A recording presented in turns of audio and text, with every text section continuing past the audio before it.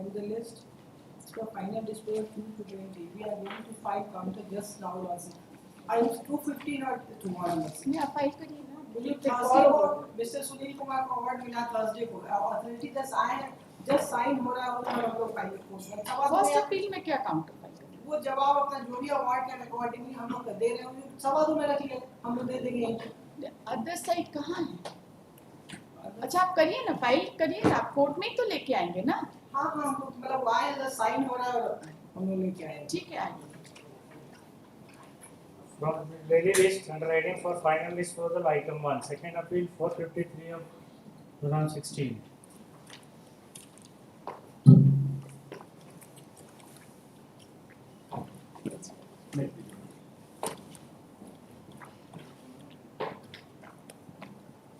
Appellant happens to be the tenant eventually.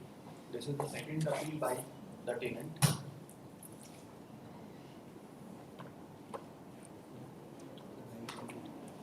Respondent happened to be the claim herself to be the landlady. She instituted the suit which was for eviction, which was decreed. We preferred the first appeal that was dismissed, and thereafter we have preferred the federal second.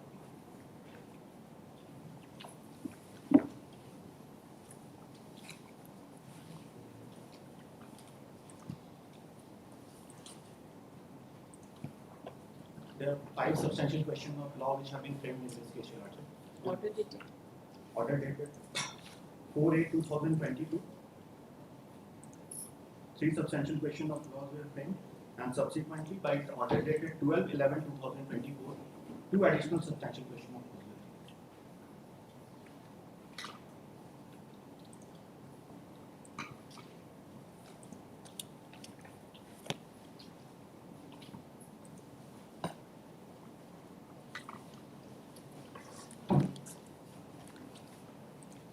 Face the orders. Yes, Your Lordship. Your Lordship, may kindly first come to order dated 12/11/2022. Initially it was framed on 4/8/20. 4/8/22. Wait.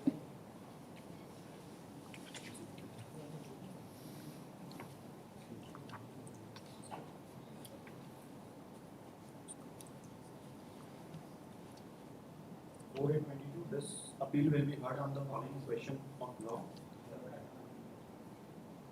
Yes. Whether in view of that no issue has been framed to the effect as to whether there was any default of payment of rent, the court below could have decreed the eviction suit on the ground of default. The number 2, whether in the absence of any finding of default and payment of rent by the applicant, the court below could have decreed the suit on the ground of default. The third one, whether the finding of the court below that plaintiff is the landlord can be sustained when property was jointly purchased by the plaintiff with others and the plaintiff did not produce any authority issued in her favor by the other co-purchaser authorizing her to be the landlord. Then liberty was given to frame further questions of law and subsequently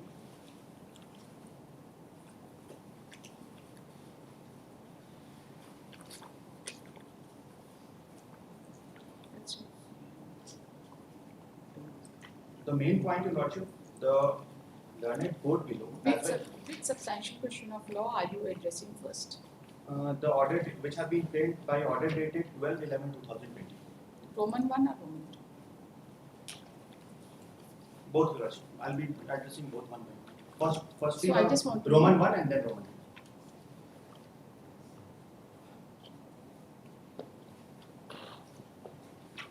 The case of the claim.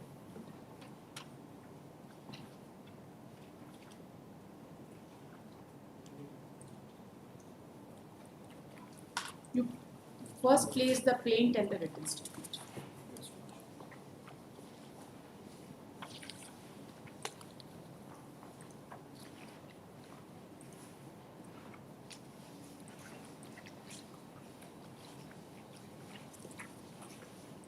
To short plaint, you read the plaint.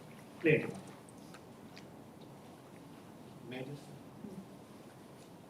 The plaintiff above named most respect sued for eviction under section 11 of the Bihar Building LRE Control Act, suit valued at ₹7 The plaintiff above named most respectfully begs to state as follows: that the plaintiff is the owner and landlord of the premises more fully described in the schedule below, situated at Aditpur within jurisdiction of this court.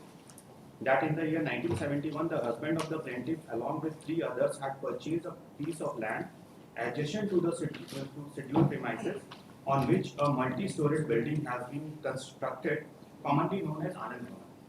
That adjacent west of the multi-storied Anand Bhavan, new plot number 152 and 153 are situated, which previously belonged to Vidyadhar Pati. That by a registered cell deed number 3296 dated 21/11/1984, the plaintiff along with Kaushal Kishore Singh and Nisha Devi purchased Kattha 8 Dur in new plot number 153 and 12 Kattha 8 Dur in new plot number 152 from the heirs of Vidyadhar Pati. That after purchasing the aforesaid land, the plaintiff and other 4 owners constructed several soft rooms, passage, well, etc., and most of the soft rooms have been let out on rent. That by mutual arrangement among the co-owners, 11 soft rooms standing on the portion of plot number 153 have been allotted in the share of the plaintiff, and she, through her husband, manages the entire affairs of the 11 soft rooms. The schedule mentioned premises is one of the 11 soft rooms belonging to the plaintiff, and the defendant was inducted as a tenant by the plaintiff initially at the rent of rupees 400 per month, where he is running his business under the name and style of Messrs. Kumar General Stores since the year 2000. The monthly rent was enhanced to rupees 500.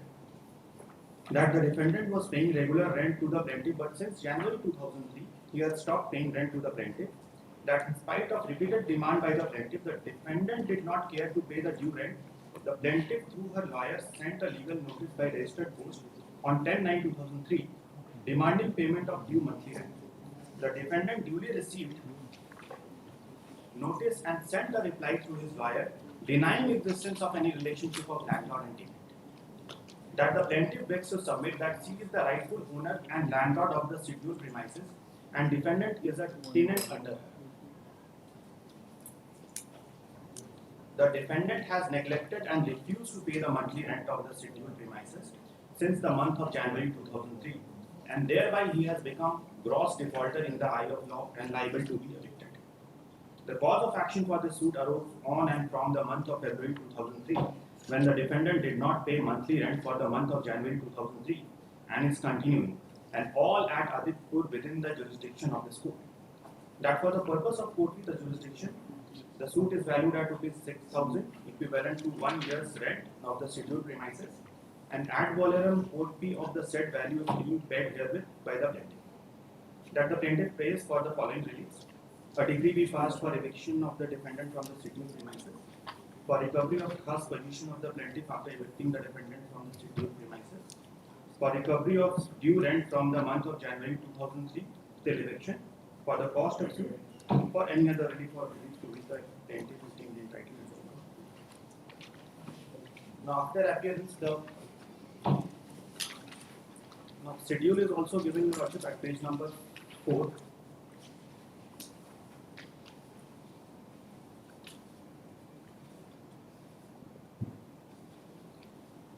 And what was your case?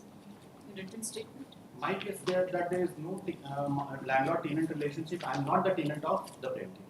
What are you there as a owner of the property? No, my case is that I am the tenant of one Nirmala Devi.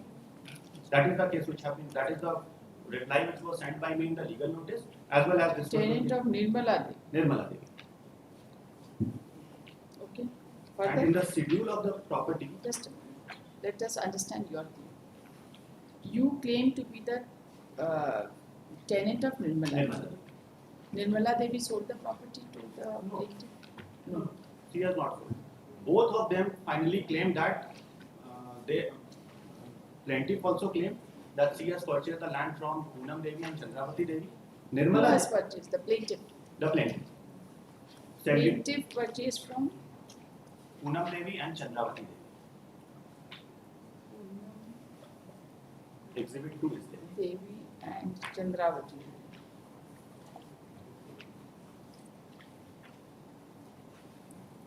Nirmala Devi, how is Nirmala Devi related to Poonam Devi and Chandravati? She has also purchased the plot of land from Poonam Devi and Chandravati Devi. There are two sale deeds.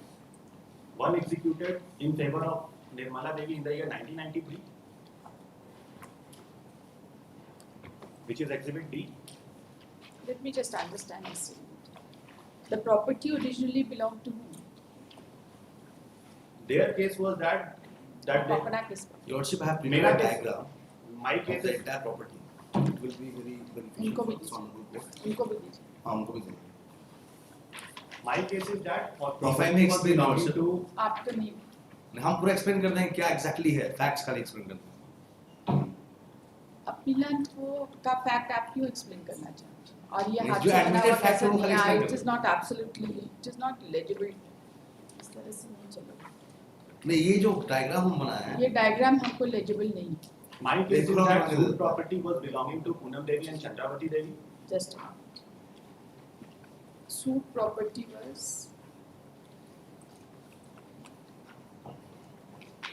sorry, Neelam Devi and Chandravati Devi and Poonam Devi. बड़ा Chandravati Devi and Poonam Devi. Correct? Yes. Is there any dispute on this? Originally, it was belonging to Chandravati and Poonam. Poonam. There is no dispute on this. No, Is there they have raised dispute, but there is self contradiction that I will. Okay, that is okay. That Let us find out. And then you, these people, they sold it to whom? Nirmala According Devi. to you. Nirmala Devi in the year 1993. And sale deed is exhibited Exhibit D. 1993. Exhibit D. Okay. And I am the tenant under Nirmala Devi.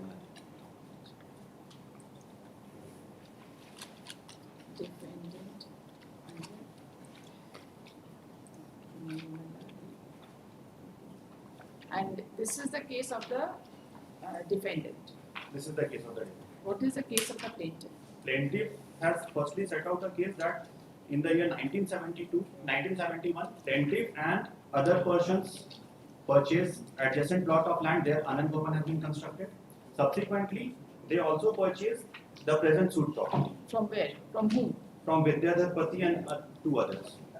When did they purchase? They say that it was in the year 1984. Same suit property. It has not been clearly mentioned. That is also vague, and we have taken a specific stand in our WS that description of the property is also vague. An area of even storeroom and Purchase the suit property from Vidyadhar Pati and two others.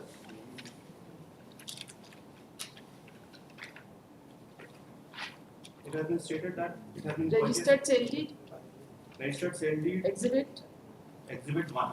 There are two sale deeds, 1 and 2. okay. What about One. exhibit 2? Exhibit 2 is the sale deed which Who was is the purchaser in 1984? there are 4 purchasers, the plaintiff and 3 others.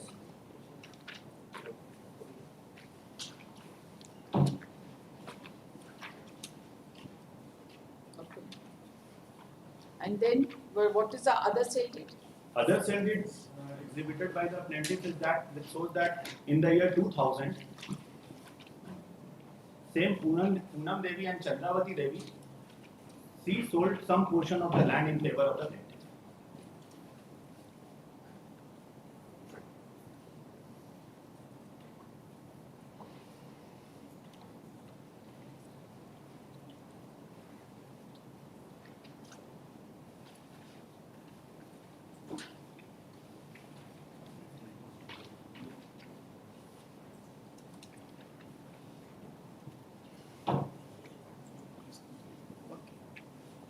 So they say that this suit property is covered by exhibit 2. That is there. So Poonam Devi and Chandravati Devi, as per you, they sold to Nirmala Devi in 1993. And as per them, 1993. 1993, which is exhibit D. D. And as per them, the same property was sold by Poonam Devi and Chandravati Devi to the plaintiff To in the the year plaintiff. 2000. 1 and 2 both they have kept it vague, which is the exact sale deed under which the suit land is covered, but they have exhibited exhibit 1 and 2 both. And what is your Yes. Now, again, you want to diagram your worship, it will be proper for the facts, exact facts of the case. Now, what has happened in the year 1971? 4 persons, that is Sunaina Devi, who is the plaintiff, Kaushal Kishore Singh, Nisha Devi, and Chandravati Devi. They have purchased that old Anand Bhavan. If you lordship kindly have a look to Anand Bhavan, जो लिखा हुआ है, that is old portion, square जो है. Thereafter, in the year 1984, 3 persons, Kaushal Kishore Singh, Nisha Devi, and Sonia Devi, they have purchased lordship the reverse L. कहाँ लिखे हैं यहाँ पे? ये old Anand Bhavan है, छोटा. यहाँ पे कहाँ लिखे हैं कौन खरीद रहा है कौन परचेज कर रहा उसके है? पीछे है जो हम आपको दिए ना वहाँ पर. एक और दिए हैं आप क्या अरे दिए वो वन नहीं मोर. पढ़ा रहा है नहीं समझ आ रहा है. एक और दिए हैं हम. इसके साथ क्या है? उसके साथ नहीं, एक और उसके साथ दिए थे. उसमें लिखा हुआ back portion. Yes, yes. I am not able to read it. I'll just explain your lordship. I'll just explain. 1971 third thing, third deed. If your lordship may kindly have a look to 1971 लिखा हुआ है. 1971 the entire plot in which Anand Bhavan was constructed, old Anand Bhavan, by husband, it was purchased by देखिए husband आप of. लोग के इस तरह This से is beyond pleading. This is beyond. I just It is not beyond building. नहीं it is नहीं same. आप अपना दोनों रिटन सबमिशंस बनाइए. आप लोग का ये सब कहानी हमको नहीं समझ आ रहा. आप भी कुछ नहीं बनाए नहीं नोट्स. हम बनाए. दीजिए नोट्स बनाए तो दीजिए. हम नोट्स बना के दे देंगे. But बना what I के am कब दे trying, देंगे? जजमेंट के बाद. अभी दे देंगे, आज ही दे देंगे. What I am trying to impress तो upon हम this क्या honorable सुने court, आपका बात नोट्स नहीं. बना के आज ही दे देंगे. हम इसी डायग्राम बना के लाए हैं जो. Diagram. My entire case is based on the pleading. It is not. My nothing also beyond case is pleading. based on my pleading, lordship. As per the plaint. Now my case is that, your lordship, the property which I am claiming, in this the subject matter of the suit, that property is not the property that has been purchased by her, Nirmala Devi. That is my case. Nirmala Devi has purchased, if I may. So lordship. you have purchased the property by which deed? Yes. 1984, the property in question, in the year 1984 by Exhibit 1, 21/11/1984, 3 persons has purchased that property, lordship, in which 11 shops are running. And those 3 persons are Kaushal Kishore Singh, Nisha Devi and Sonia Devi. So they have purchased that property. Old Anand Bhavan property जो था, that was purchased in the year 1971. In that 4 persons were there. When you say that you have purchased the property in 1984, Yes. Where is your statement in the plaint? Yes, it is there.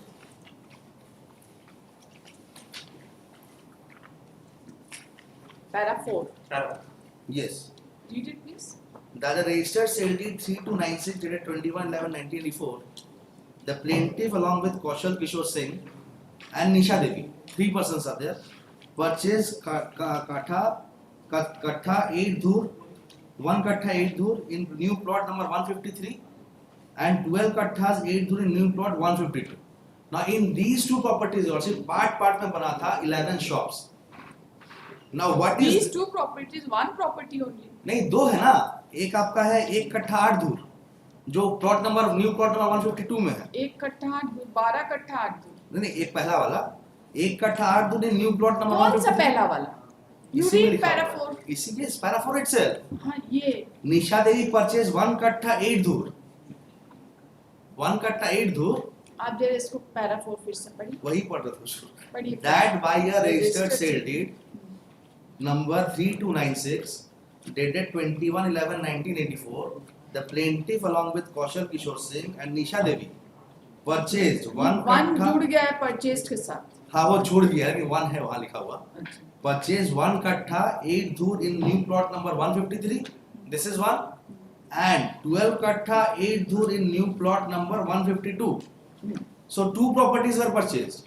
Now in these 2 properties, your lordship, jointly 11 shops were constructed. Now what they say that out of these 11 shops, 1 shop was on rent, that is admitted. He is a renter. He is a Who's renter. renter? He says he is renter of Nirmala Devi. I say he is my renter. Now these 11 He shops. says that he is the renter of Nirmala Devi. Yes. Has he proved that he is the renter of No, Nirmala Devi? no, that is what I am coming to. Any rent receipt has been produced Nothing from is there, Nirmala nothing Devi? on Nothing from either of the side. Neither from the No, side. no. You claim that you are the renter of Nirmala Devi. Right? So you have not produced any rent receipt. Oral evidence have been adduced on both sides. No Rent rent receipt. receipt and your owner has also not been She has not not- adduced. She has not been made a party in this. No, need not. But if you are the renter of Mr. Neither of- X, you could have certainly produced Mr. X that yes, he is my landlord. That could have been, but oral evidence is there on both the sides. Now what they say, out of these 11 shops, the shops in which he is a renter, the entire 11 shops was sold to Nirmala Devi by Chandravati Devi and Punam Devi in the year 1993. Okay. That is their case. Now my case is that Chandravati and Punam Devi were not entitled to sell that property. Reason being, in the year 1971, Chandravati Devi was one of the purchasers of old Anand Bhavan, जो कि box में है, उसमें से वो 2002 में by decree of the court, Munsif, she sold her share 25% of share to me. That is exhibit 2. तो उनका पूरा प्रॉपर्टी में कोई हिस्सा ही नहीं था, वो कैसे बेच देंगी? That is my point. Chandravati Devi and Punam Devi had no title to sell the property lordship to this Nirmala Devi. This That the is court, exhibit exhibit 1 and 2, exhibit 1 is 1984. 84, And जिसमें suit premises है, Exhibit 2 तो आपका exhibit होगा ना? हाँ, मेरा exhibit उसका है। pleading कहाँ है? उसका भी ब्रीडिंग है. बताइए. No pleading. Exhibit 2 का pleading बताइए.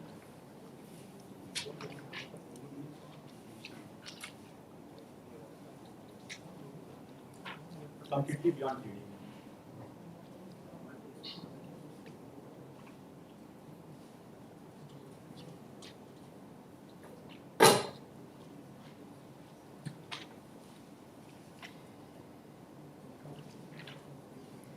No, so by specific breeding is not there, admittedly. But Court that pleading नहीं है. deed, that deed is a deed by the court. So therefore, By the just court, a Your moment. So Lordship. by Yes. the court, writ petition बहस कर रहे हैं आप? हम writ petition बहस नहीं कर रहे हाँ, तो हैं. बस इसीलिए वो इसीलिए admitted- you have to argue the case without exhibit 2. आपका केस बनता है without exhibit 2 कि नहीं बनता? मेरा केस विदाउट एग्जिबिट 2 भी बनता है. हाँ तो बस exhibit 2 भूल जाइए. Exhibit 2 We भी will बनता not है bother about exhibit 2. exhibit. And Because that it is exhibit not 2 has based on been proved, anything. Your Lordship. That exhibit 2 has been proved. हुआ क्या था? Proved Specific performance of contract हुआ था. It is not the सुनिए case. आपका जो ये जो मोनोलॉग चल रहा है ना बियॉन्ड द रिकॉर्ड्स ये हमको सुनाई नहीं देता है. हम आप क्या अपना बोल रहे सारा हैं? का सारा केस अपना प्लेंट पे This is a public document, Your Lordship. What public document? You can, Because it's a- without any pleading, you can deduce any evidence. Pleading was not there. So you forget about the exhibit. Yes, okay. आप अपना case exhibit 1 पे base करिए. Your entire case was based on exhibit 1. Exhibit 1. Okay. Now Now exhibit 1, they are claiming title on the basis of which exhibit? they are Exhibit- claiming title on basis of exhibit D. D. Exhibit C. Sorry. Exhibit C or exhibit D? D. Sale date. That is dated 23/9/1993. 23/9/93. 93. Yes. Where have they stated about this sale deed?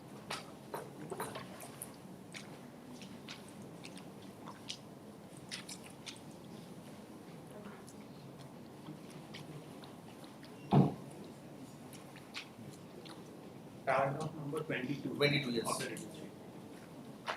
चलिए पढ़िए जरा para 22. That so far as the knowledge of the answering defendant is concerned, the suit land along with other land consisting 11 soft rooms were in occupation of Chandravati Devi, wife of late Ram Kishore Singh, and her daughter Poonam Devi. And the landlady of the defendant Nirmala Devi has purchased the same from the said Chandravati Devi and Poonam Kumari by means of registered sale deed dated 23/9/1993 on payment of valuable consideration to them. And since date of the purchase, the Nirmala Devi exercising her possession in respect of purchased property, that is 11 soft rooms, standing on the portion of new plot 153 and 162 of Khata number 34 of Mojadipur, NSC Ward number 7, corresponding to RS Khata number 48, RS plot number 1298. Any statement made contrary to are totally false and fabricated. The plaintiff is an imposter to the suit. That aforesaid fact. So where have you stated that you are tenant under Nirmala Devi? Where is that?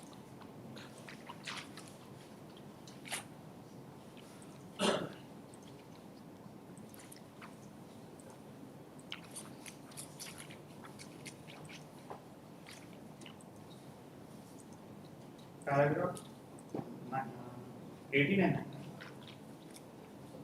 Please read that. that the plaintiff suppressed the actual state of affairs to defraud and deprive the landlady of the answering defendant the property which belongs to her, including the suit property, that the landlady of the answering defendant, Srimati Nirmala Devi, wife of Sri P.M. Kumar Singh, is necessary party to the suit because she has got subsisting right, title, interest in the suit property and she is the rightful owner of the same, and in her absence no decree can be passed in the suit and the suit is liable to be dismissed under proviso of Order 1, Rule 9 of 6. So you claim to be the landlord, to be the tenant of Nirmala Devi. Nirmala Devi. And they claim that they have purchased the property by virtue of Exhibit 1. Exhibit. Now our question is that before the Wait, trial court just a also. moment. You purchased the property in the year 1984. 1984. Since when they were the tenant over the property? That is not written over here, Your Worship, but in the year 2000, the rent was enhanced to 500, Your Worship. That is there. No. And Original 2003, tenancy, because this when you purchase a property, you purchase a property with tenant or without tenant? नहीं, but जब property purchase हुआ, at that point of time, Your Worship, the shops were not constructed. Later on. Later it was constructed. And our case is that, Your Worship, how Now let us did see the Chandravati Devi and Poonam Devi acquire that land? It is absent, Your Worship, in their pleading also. Only, Your Worship, they say that Chandravati Devi and Poonam Devi have sold the land to Nirmala Devi. How they acquired the land? It is totally absent. So the trial court and the appellate court has gone further to that extent that it becomes doubtful that that deed, Your Worship, how that deed could have been executed without there being any title. So now you just tell us, in Yes. a case of landlord-tenant Yes. relationship, can the court enter into such kind of a dispute? No, prima facie it was No, seen. prima facie, there is a registered deed. What prima facie is Two required? registered deeds are there, Your Yes, Worship. if One there is might- conflict between two registered Yes, deeds, yes. then under such circumstances, who will resolve it? It has to be resolved through a competent court. Suppose there is two registered deed in connection with the same property, right? Then right title interest of the vendor, right But there is title no- interest of yes, the parties yes. is to be decided, and one of the sale deed is required to be set aside. Definitely. Then how such a kind of exercise can be undertaken in a eviction suit? Eviction That suit, is since the- in the eviction suit, Your Worship, title cannot be looked into. Title cannot be looked into. Title cannot be decided, rather. Is there any finding Yes. that he was tenant under him? Yes. The learned court will say somewhere and somewhere. Question has been thrown to me. So far, my case is concerned. My case is that, Your Worship, I have the link deed No, also. whatever. You see I have now, the link deed also. whatever be it. Yes. Now we are seeing the case of the respective parties, which is apparent from the plain and written statement. That is the basic document. Yes. उसके Yes. बिना हम कोई case decide नहीं करेंगे. Definitely. We have seen the case of respective parties. Now, even the findings of fact, if specific question of law is not framed to that effect, then the finding of fact of the court is also binding on the second appellate court. Yes. So I just want to know, is there any finding that he was the tenant under him? Yes.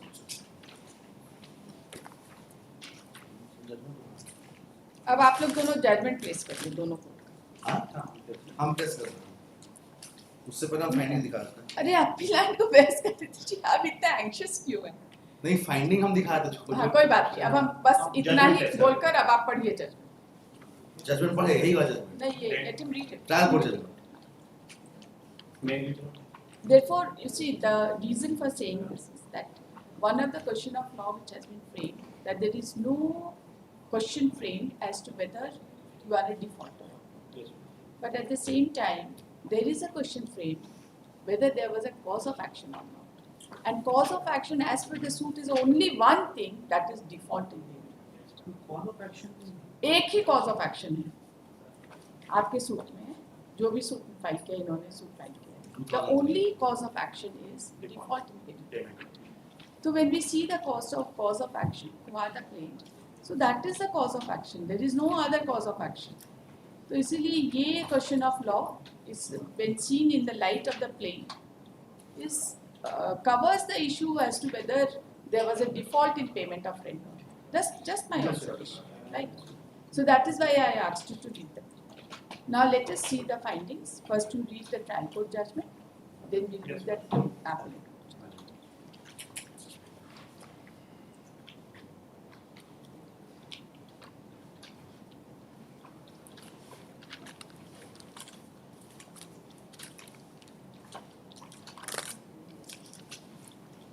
पढ़िए.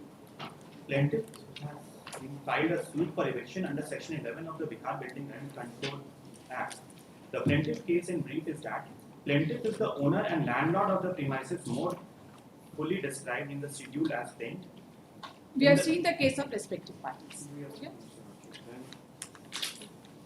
अब Para 5. schedule is mentioned over here. Yes, Your Honor. And area of the suit property is not.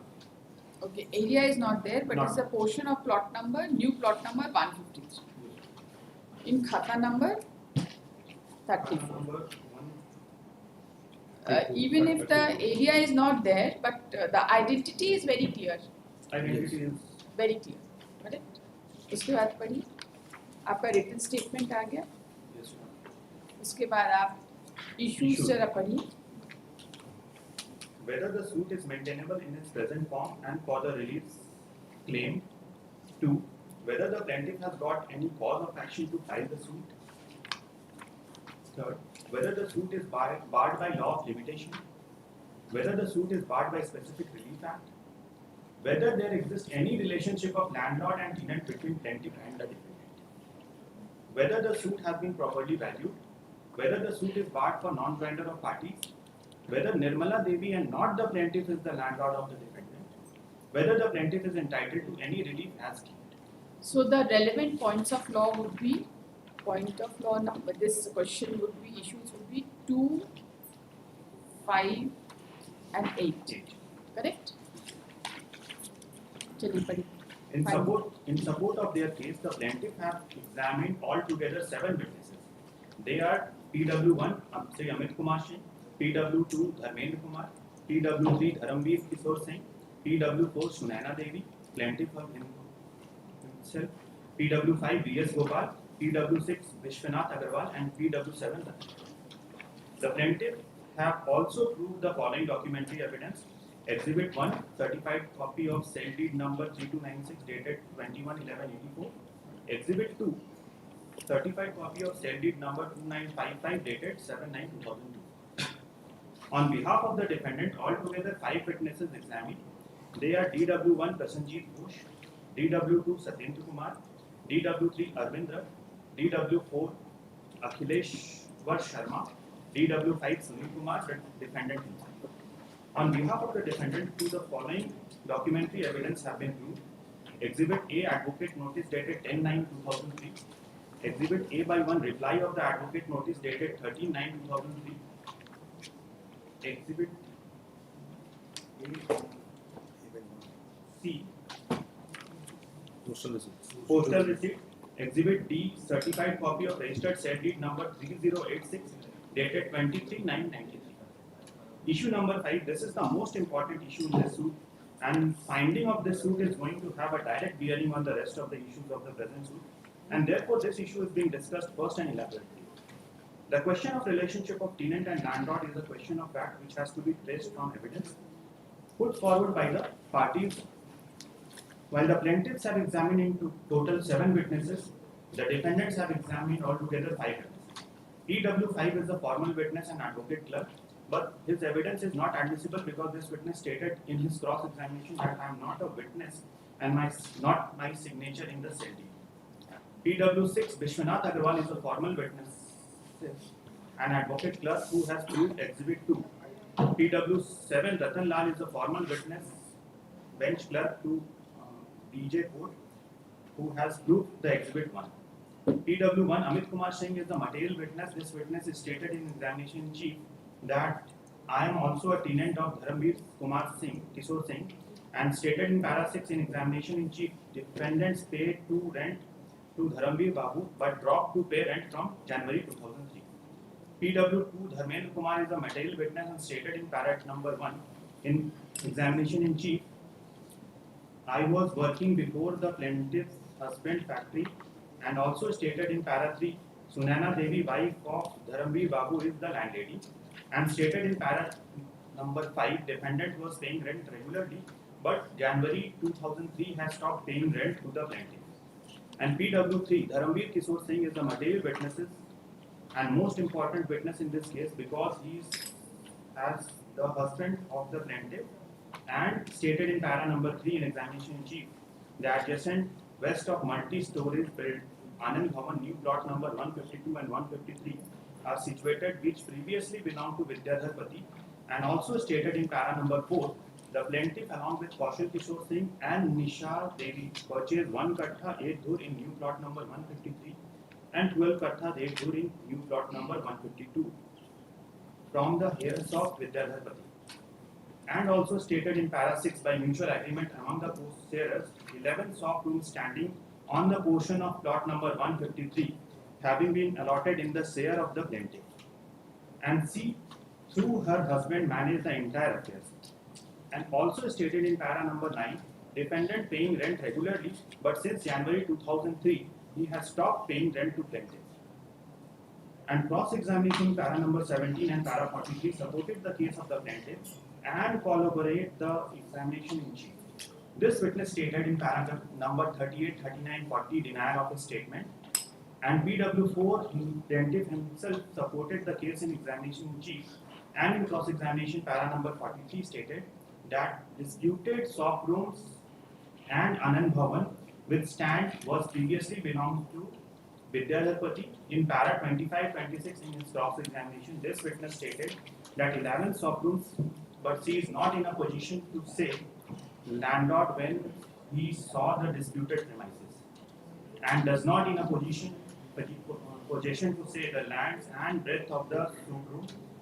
In the other hand, the defendant so DW1 stated in examination in chief denies existence of relationship of landlord and tenant, but in cross-examination in para 10 stated that adjacent to Anand Bhavan, first shop is Kumar General Store, west is Kesari Gas Agency, and also supported the boundary of the suit land in para number 13 of his cross-examination.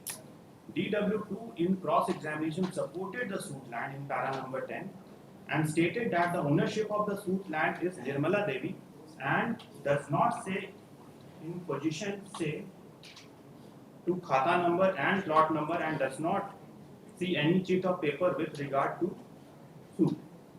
And DW3 Arvind Dutt is a formal witness and through an advocate notice with AD.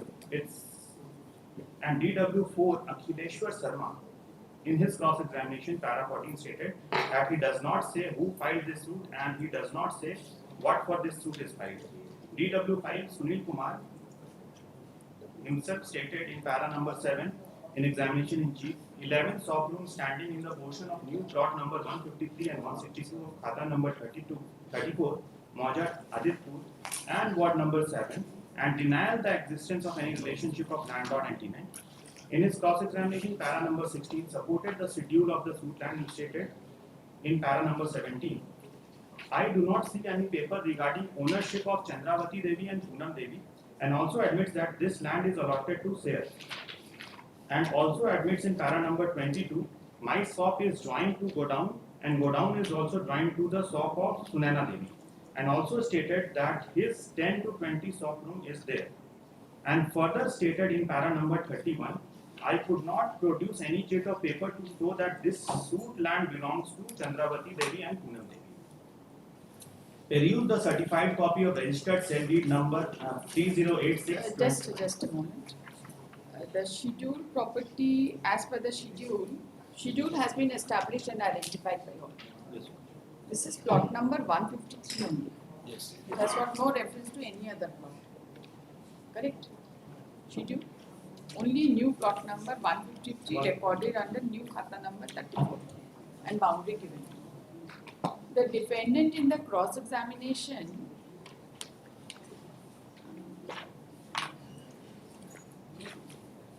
DW5, the plaintiff himself, DW5. Wrong recording has been there. It is to be defendant. Yes, in his examination in chief has stated that the shop room stands on the portion of new plot number 153 and 162. It should be, कैसे? it should be 152 year old. कुछ यहाँ पर recording गलत हो गया. ये 152 कैसे होगा? आपका तो सूट प्रॉपर्टी का शेड्यूल इज 153. नहीं हम क्या बोल रहे थे? कुछ हाँ वो 153 में है. But entire shops जो है ना वो न्यू प्लॉट नंबर 152 और न्यू प्लॉट नंबर 153 में बना हुआ है. ये 162 नहीं, ये 152 होना चाहिए. बहुत सारा इसमें टाइपोग्राफी का error है. ठीक है, चलिए. Peruse the certified copy of registered sale deed number 3086 dated 23/9/93. This exhibit D has been filed by the defendant itself contradicts to his statement given in para number 31. Exhibit 2 filed by the plaintiff is clearly shows that Chandravati Devi and Poonam Devi executed a sale deed in favor of Sunaina Devi, and The deed of sale is and made. this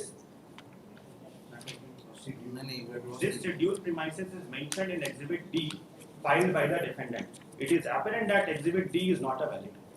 So the learned trial court he compared both the sale deeds and held that registered sale deed exhibit D is not a valid. He came to the finding prima facie. What parameters? I'll show you also. The reason being in para 17, Thereafter, in para 17 of the अच्छा आगे Deposition. आगे हम आगे उसको पढ़िए. There used the exhibit 1. It is clear that Dilip Kumar Pati, Kishore Kumar Pati and Srimati Santi Devi executed in favor of Kaushal Kishore Singh, Srimati Nisha Devi and Srimati Sunaina Devi, and Schedule A clearly shows that under Khata number 48 new portion of plot number 153 area measuring 1 kathas 8 dur bounded as follows: North Main Road, South Purchasers, East Anand Bhavan, West House of Mayur Kishore Krishna Store.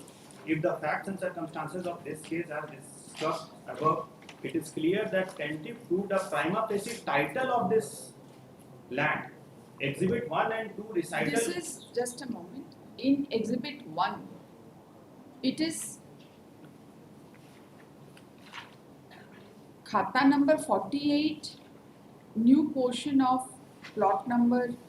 How is the suit property is khata number 34 and exhibit 1 is khata number 48. But that is what you are recording में बहुत सारा ऐसे mistake है.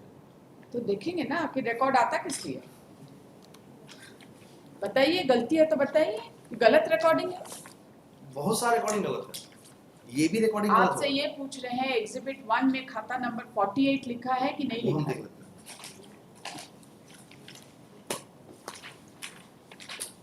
Because your entire case is based on exhibit 1. Yes. Old khata number is 48. Old is 48. 48. From where do we get Yes, old 48. and new? In the exhibit 1. Exhibit 1 में.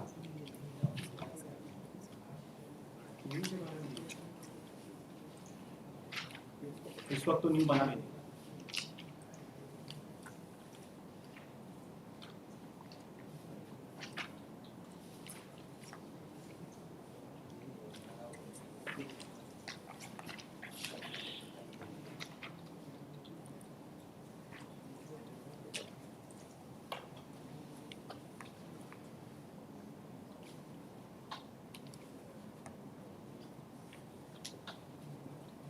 Exhibit 1 is 1984 sale deed, na? Yes.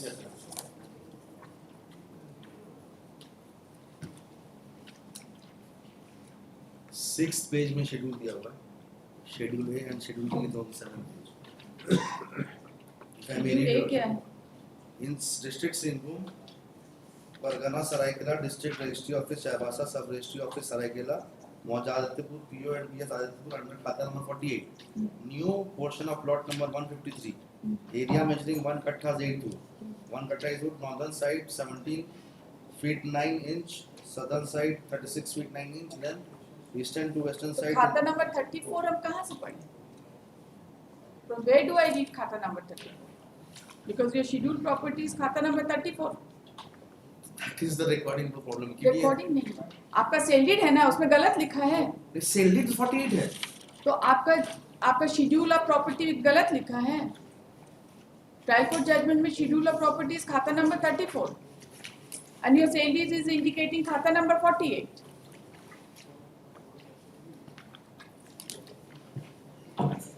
और अगर corresponding new है तो आपको बताना पड़ेगा ना कहाँ से बोल रहे हैं कॉरस्पॉन्डिंग न्यू.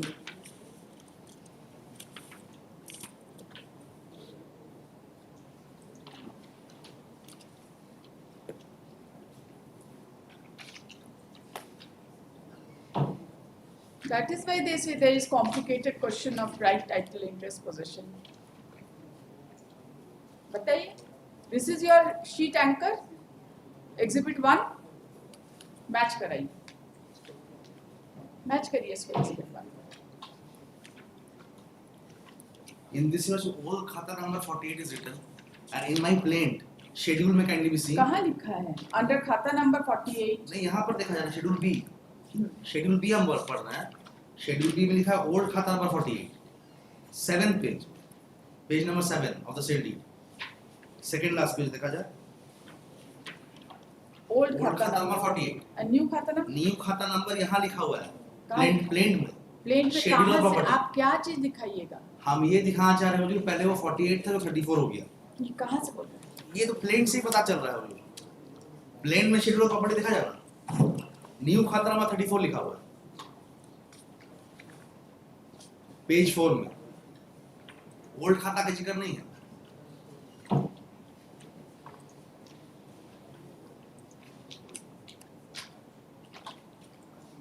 क्योंकि जब खरीदा गया था 1984 and the plaint was filed in the year 2003 also. That's why your new खाता number has been mentioned. What is the material to show that ये न्यू खाता नंबर 34 का corresponding old खाता number was 48? That is not there, your worship, but from the plaint it appears to be that only new खाता number has been mentioned. There is a dispute regarding right title of the property. So there is no dispute, your worship. Reason being, your worship, may give me 2 minutes only. I'll just satisfy this honorable court. Now the second exhibit, exhibit number 2, there was no occasion, your worship, to bring it on record at time of filing of the plaint. Why I am saying so? Because at that point of time, simple eviction was sought for on the scheduled premises. Now when they came up with a plea, your worship, that this scheduled premises was sold to Nirmala Devi by Chandravati and Poonam Devi, at that point of time, it was necessary to bring on record exhibit 2, because exhibit 2 is the portion of 25% portion of the old Anand Bhavan, which Chandravati Devi and Poonam Devi, they purchased, they were the purchasers, 25% purchasers in 1971, and thereafter in 2002 they have sold their share to me, Sunita Devi. At no point of time, your worship, the suit premises belong to Chandravati Devi and Poonam Devi. That's why a recording is there. So far as the finding of the trial court is concerned, the trial court has given a specific finding that in para 17, the defendant could not say that how Chandravati and Poonam Devi has acquired that property. If they had not acquired the property, then how could they sell that property to Nirmala Devi? This is the question. Continue kariye. Peruse exhibit 1. Peruse exhibit 1. It is clear that Dilip Kumar Pati, Kishore Kumar Pati, and Srimati Santi Devi executed in favor of Kaushal Kishore Singh, Srimati Nisha Devi, and Srimati Sunaina Devi, and Schedule A is clearly so that under Khata number 48, new portion of plot number 153, area measuring 1 kathas 8 dhoor bounded as follows: North Main Road, South Purchasers, East Anand Bhavan, West House of Mayur Krishna Store. If facts and circumstances of this case and discussed above, it is clear that plaintiff proved prima facie title of this land. Exhibit 1 and 2 recital of these documents which clearly prove the facts of the case, and also prove that on the portion of new plot number 153 recorded under Khata number 34 corresponding to Khata number 48, which was purchased by its original owner Sunaina Devi. The moment of this fact came into light, of presumption will go in favor of the plaintiff that he is the tenant under plaintiff, and plaintiff is the owner of the suit. So this is, he is deriving from exhibit 1 and 2. 1 and 2. 2 cannot be looked into because that is It can be looked into. That's what I was pressing upon this honorable court. At that point of time, the pleading was not required. Title has been decided and presumption has been drawn that since title belongs to the plaintiff, so there is an existence of landlord and tenant. Exhibit 2 क्या है? इसमें तो होगा ना corresponding. किसमें? Exhibit 2. Exhibit 2 में, because they say from exhibit 1 and exhibit 2. It appears that is the corresponding is the खाता number. इसमें भी नहीं 48 ही लिखा इसमें 48 लिखा हुआ है. कहाँ से बोल रहे हैं corresponding वही? नहीं, corresponding इसमें नहीं, इसमें 48 लिखा हुआ है. Finding कहाँ से दे रहे हैं कि corresponding है? because the court says on the basis of exhibit 1 and 2, it is apparent that खाता number 48 is corresponding to खाता number 30. बताइए कहाँ से identity and which sale deed will govern the property is important. कहाँ पर? If their sale deed will be taken into account first, 1993 का उसमें क्या लिखा हुआ है वो भी देख लेते हैं कि उसमें कौन सा खाता नंबर लिखा हुआ है. That sale deed I am not having, you are having the sale deed. वो देखो एक बार. उसमें इनका है exhibit D है. D हाँ. वो Exhibit D. देखो. 93 का 93.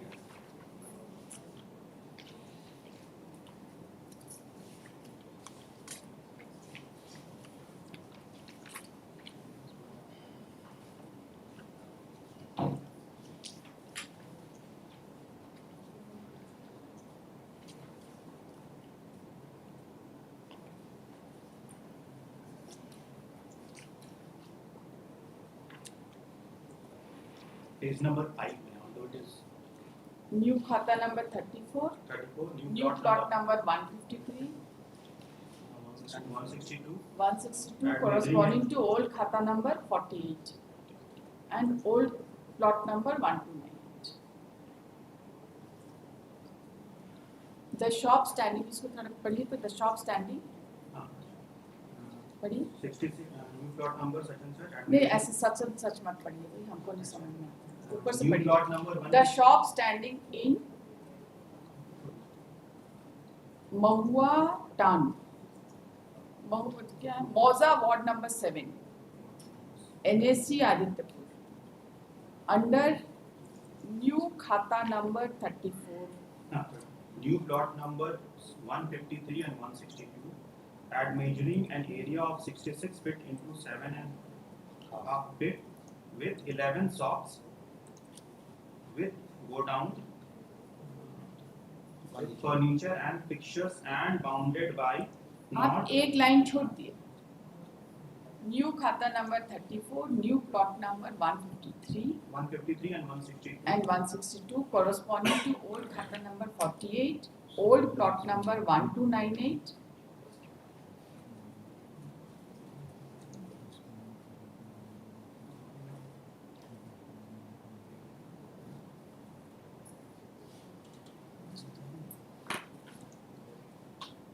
वो ऊपर वाला लाइन है. RS थाना नंबर 129, RS खाता number 148, RS plot number 1298, new खाता number 34, new plot numbers 153 and 162. Add measuring an area of 66 feet into 7.5 feet with 11 shops with the go down with the good with furnitures and fixtures and bounded by North Main Road, South Dharamveer Singh, East Mathura Prasad Singh, West Victor Singh Dharmnath Sharma.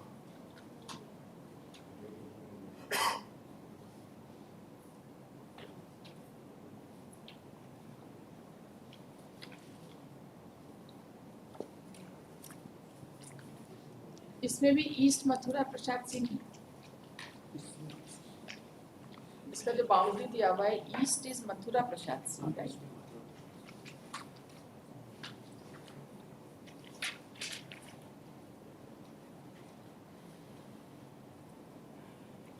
East Mathura Prasad.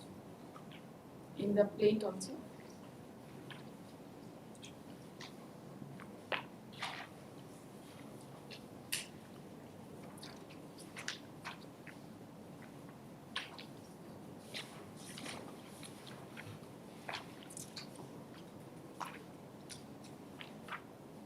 North Main Road, South STD booth let out to Poonam Tiwari, East Ajay Sawal shop named Bathwell, West Niche Passage in the plate.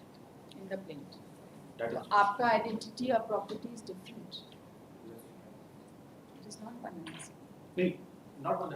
ये पूरा 11 shops का sale deed. Eviction तो एक ही shop एक ही shop है ना. एक ही तो shop. आपका भी ये जो सेल डीड है आपका this is for 11 shops. 11 shops.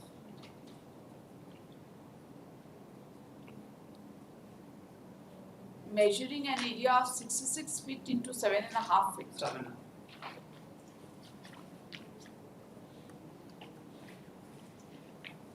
That is also recited in the sale deed itself.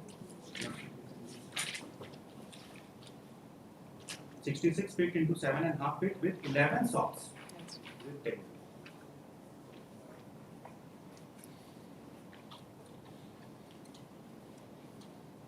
So identity has been identified only on the basis of name and style because it is mentioned that Kumar That's- General Store. Carry on, please. इसको खत्म करें.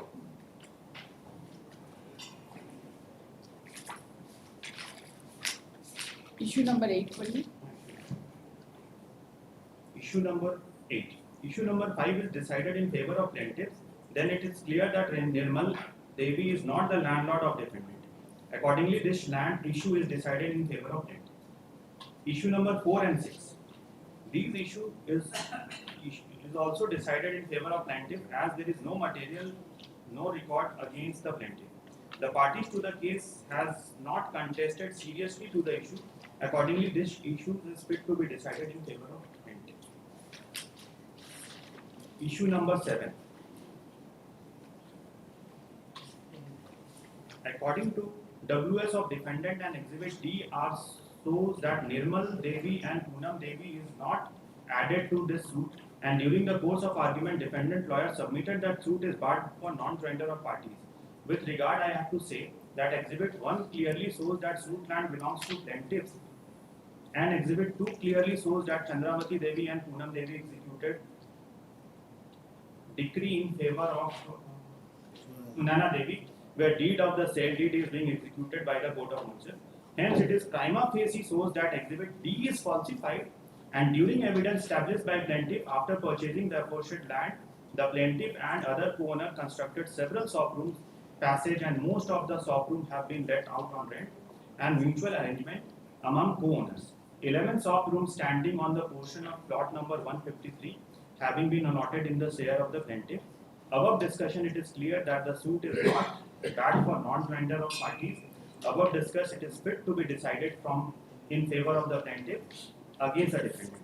Issue number 1, 2, 3, and 9. These issues are interlinked with each other, hence taken together for discussion. From the discussion made above, it is clear that plaintiffs have got a valid cause of action for the present suit, and present suit is maintainable under the provision of EBLR and E Control Act. Defendant is defaulter and plaintiff is entitled to get relief as claimed. Above discussion is fit to be That's- decided. What about the first appellate court? Yes, sir. Now, during the simultaneously, plaintiff had also instituted a title suit as against me and other co-sierras. Judgment was decided against her.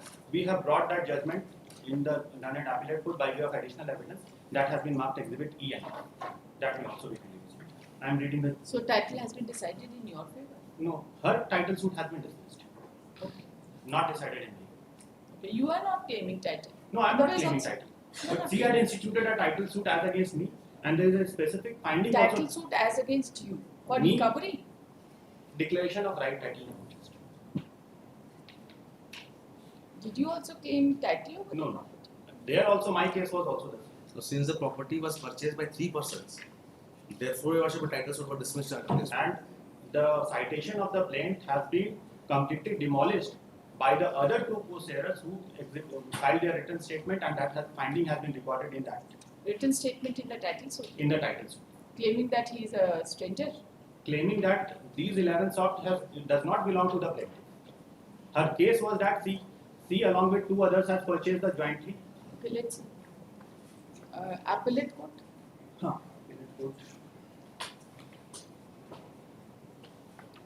Then may I read? You just come to the point of determination. Point of determination. Paragraph number 10. Considering the argument of both sides as well as going through the oral and documentary evidence brought from both sides, before discussing the same, it is necessary to mention some points for determination for deciding the present appeal between the parties, which read as whether the plaintiff respondent was entitled to bring any eviction suit against the defendant appellant being co-sharers of the suit premises, and further, whether the co-sharers of the suit premises are necessary parties to run the suit for eviction against the defendant appellant, and C, whether if there exists any landlord-tenant relationship between the respondent plaintiff with defendant appellant. So you are only concerned with 3 Yes, ma'am. because there is no other question of law so far as A and B is concerned. Yes, ma'am. Where is the finding with regard to C? Page number 8.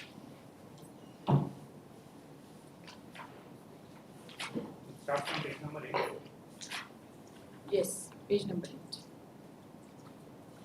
is the main issue. Is the main issue number 5 whether is the main issue of this case, and in this regard the plaintiff has examined altogether 7 witnesses, out of which PW5 V.S. Gopal is the formal witness, and advocate clerk, and PW6 Vishwanath Agarwal is the formal witness, and advocate clerk who exhibited exhibit 2, the sale deed number 2955 dated 7/9/2002. PW7 Ratanlal is also a formal witness who exhibited the exhibit 1, sale deed number 3296 dated 21/11/84. PW1 Amit Kumar Singh, who is the worker of the plaintiff husband factory, is a material witness and has stated he is also a tenant of Dharamveer Kishore Singh, husband of the plaintiff, and further stated that defendants was paying to rent to Dharamveer Kishore Singh but he stopped to pay rent from January 2003. The other main witness, PW2 Dharmendra Kumar, who is also a formal witness and has stated in his examination in chief that Sunaina Devi, wife of Dharamveer Kishore Singh, is the landlady of the suit premises, and stated in para 5 the defendants were paying rent regularly, but since January 2003 he has stopped paying rent to the plaintiff. PW3 Dharamveer Kishore Singh, husband of the plaintiff's respondent, has also supported the case of the plaintiff and stated in his examination in chief that in adjacent vent of multi-storied Anand Bhavan, new plot number 152 and 153 are situated, which were previously belonged to Vidyadhar Pati, and also stated in para 4 the plaintiffs along with Kaushal Kishore Singh and Nisha Devi, this is also important, purchased 1 kattha 8 dhur in new plot number 153 and 12 kathas 8 dhur in new plot number 152 from the heirs of Vidyadhar Pati. And also stated in para 6, by mutual agreement among both heirs, 11 soft rooms standing in portion of plot number 153 have been allotted in the share of the plaintiff, and she through her husband managed the entire affairs. And also stated in para 9, defendant was paying rent regularly, but since January 2003, he has stopped paying rent to the plaintiff. And further in his cross-examination, he supported the case of the plaintiff and corroborated his statement as stated in examination in chief. PW4 Sunaina Devi, the plaintiff herself, has deposed the same and supported her case in her examination in chief, as stated by PW3. On the other hand, going through the evidence of DW1 Prasenjit Ghosh, and it appears she denied the existence of relationship of landlord and tenant, and in cross-examination in para 10 stated that adjacent to Anand Bhavan, first stop is Kumar General Store, and in the west Kesari Gas Agency, and further supported the boundary of the suit land in para 13 of his cross-examination. DW2 Satyendra Kumar has also supported the said fact as stated by DW1 and stated that owner of the said suit premises is Nirmala Devi, and he failed to describe the khata and plot number of the suit plot and also failed to see any paper of the suit plot. DW3 Arvind Rath is a formal witness who exhibited the advocate notice with AD. DW4 Akhilesh Sharma has nothing stated in his examination in chief and failed to say as to who has filed this suit for what reason. The main witness is DW5 Sunil Kumar. The defendant himself has stated in his examination in chief in para 7.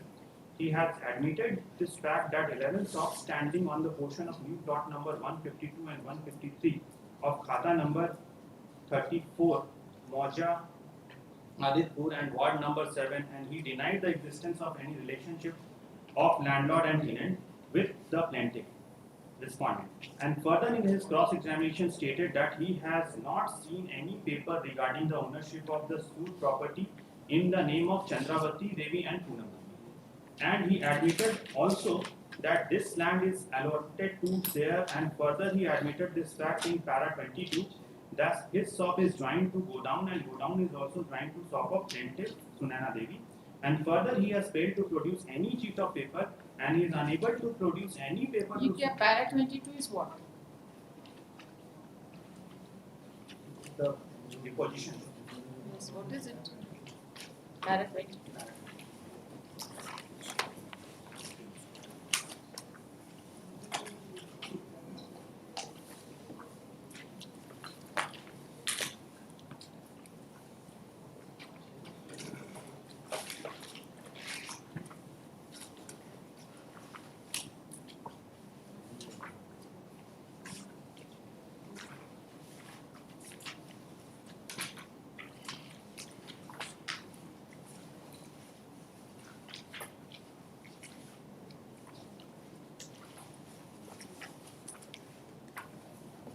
Para 22, Mary.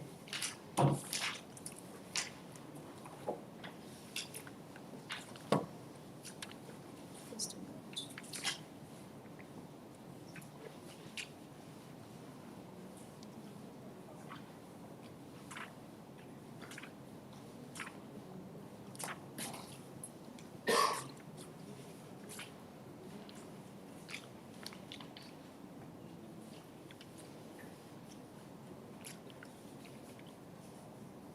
DW5 का examination आपके पास है?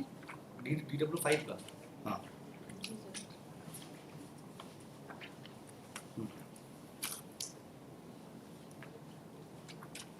Cross भी है sir, हाँ cross है कुछ आपका late हाँ ये DW4 है ना, प्रतिवादी संख्या 4। DW5 उसके बाद अच्छा ऊपर ये DW5 बाद में नंबर हुआ है। नहीं वो हम लिखे हैं उससे प्रतिवादी की ओर से प्रतिवादी संख्या 4 लिखा हुआ है, 5 कैसे माने? क्या नाम है? सुनील कुमार सुनील कुमार।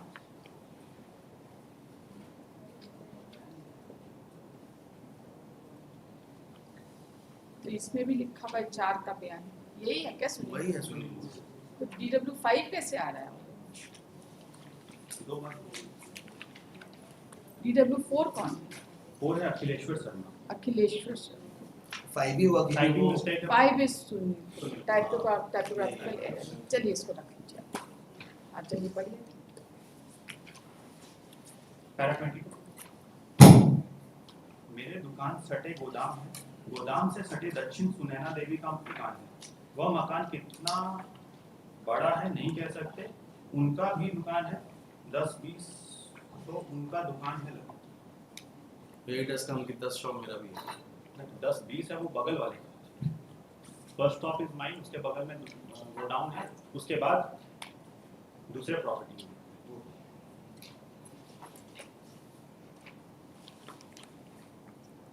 पैरा 17 में भी सीन वहां से हो DW5 का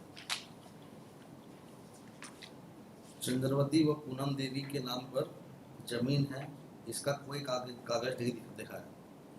उनको कैसे जमीन मिला था इसका जानकारी हमको नहीं है। ठीक है चलिए आगे कंप्लीट करिए इसको reading.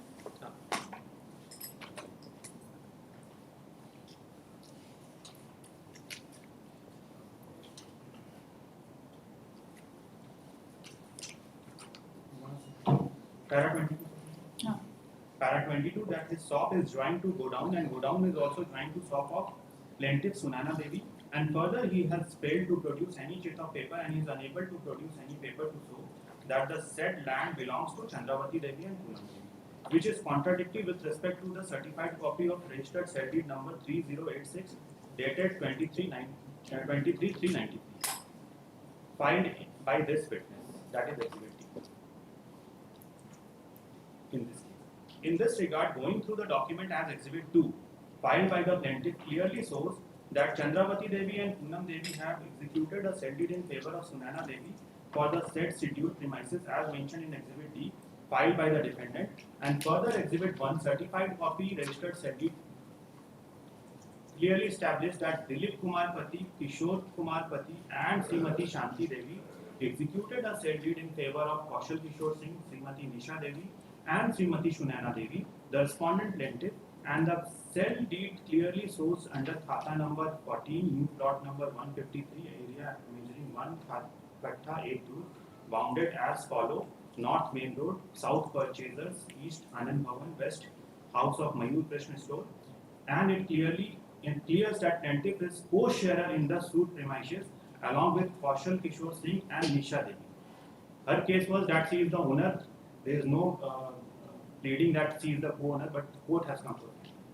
Exhibit E and F, that is certified copy of judgment of title suit number 31 of 2003, dated 13 to 2012, filed by the appellant defendant, and after going through the contents of that said judgment, it appears that the said suit was filed by Sunana Devi, the plaintiff respondent of present eviction suit, against Sunil Kumar and others. The appellant defendant of this appeal for the said suit premises which is the subject matter of this appeal, also for seeking declaration that plaintiff is the owner of the suit premises, and further mandatory injunction against defendant number 1, that is defendant appellant of this appeal, and for an injunction restraining the defendant number 1, that is defendant appellant of this appeal, from their entry in the suit premises. And it appears further that lower court has framed 2 issues along with others, that is whether the plaintiff respondent of this appeal is the owner of the suit property, and another issue is that whether defendant number 1, appellant defendant, has got an occupation of the suit property as tenant under the landlady Nirmala Devi. And going through the finding of the court below, as well as document brought on record before the said court, it appears that issue number 8, whether the plaintiff is exclusive owner of the suit property, was decided against the plaintiff respondent, and court below has observed that the said plaintiff respondent failed to prove their mutual agreement of partition with other co-sharers of the suit property, and due to that reason the court came to the conclusion that plaintiff respondent was not found in exclusive possession and ownership of the suit premises. And further issue number 9, whether the defendant, that is appellant defendant, was a tenant under the landlady Nirmala Devi, was decided against the defendant appellant of this appeal by holding that the defendant appellant of this appeal has failed to produce any evidence regarding his plea before the said court to exist relationship of landlord and tenant between him and said Nirmala Devi. And with this observation, the said suit was dismissed against the plaintiff respondent of this appeal. But going through the evidence of, going through all the documents, that is Exhibit 1, filed by the plaintiff respondent, Exhibit A and A by 1 advocate notice and reply of the advocate notice, and further Exhibit E and F, certified copy of the judgment of PS 31 of 2003, it is very clear and admitted position in this case that the plaintiff respondent of this appeal was jointly purchased the said suit premises along with other co-sharers, and they are jointly enjoying the said suit premises as co-sharers, and there was no established partition between the co-sharers of the suit premises, but ultimately it is established that the established case that the plaintiff respondent is one of the co-sharer of the suit premises.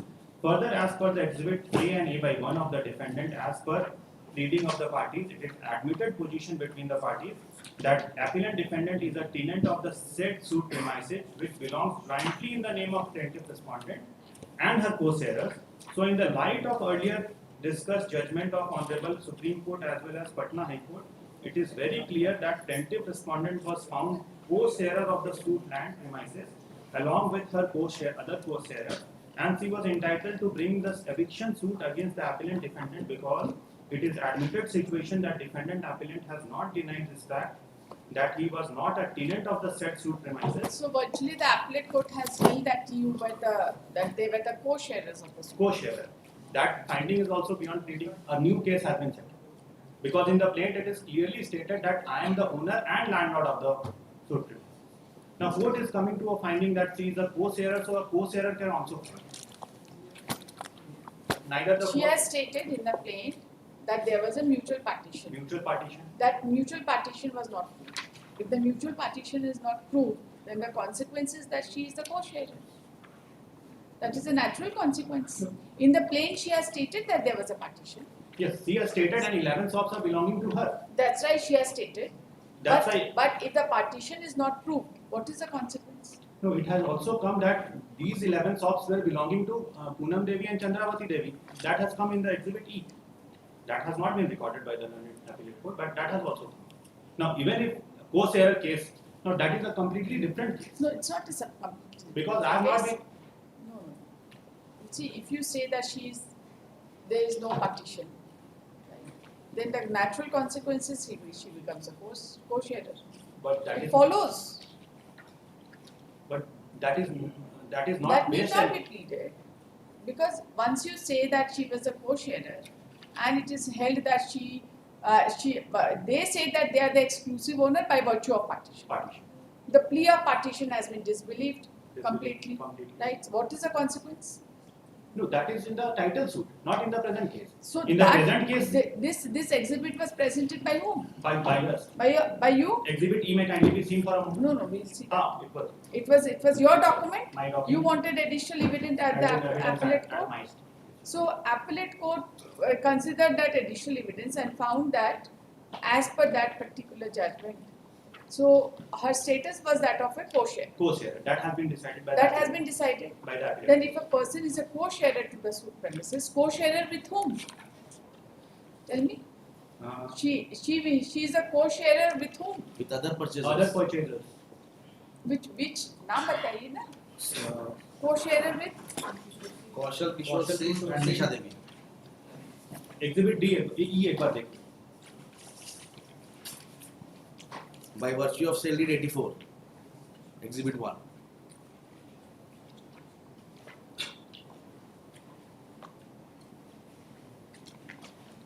Kaushal Kishore Singh and Nisha Devi. Nisha Devi. Yes. Are they linked to this Poonam Devi and Chandravati Devi? No, so far as this sale deed is concerned, they are not linked.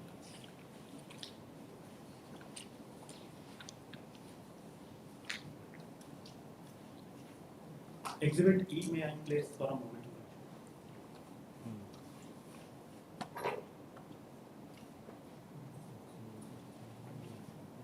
आपका तो case ही नहीं है exhibit से related, तो हम क्या करें?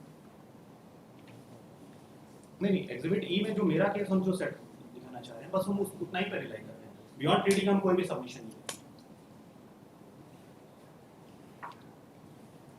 It was the plaintiff's case has to stand on its own. We are not supposed to.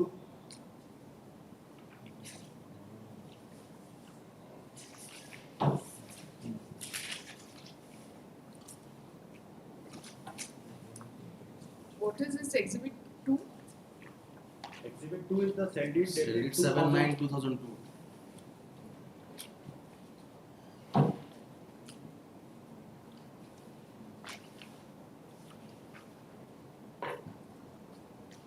Sale in execution of decree. Yes. Here Chandravati and Poonam Devi are partners. Yes. They And have sold their Sunaina share. Devi is also partner. Yes, they have sold their share to Sunaina Devi by virtue of the decree of the court. Specific performance of contract cover the suit. Thereafter decree was passed, Ek and second. thereafter it was done. Ek second. Chandravati Devi is wife of late Ram Kishore Singh, Yes. correct? Yes. And Poonam Kumari is wife of late Ram Kishore, She is the daughter daughter. of Yes. Ram Kishore Singh.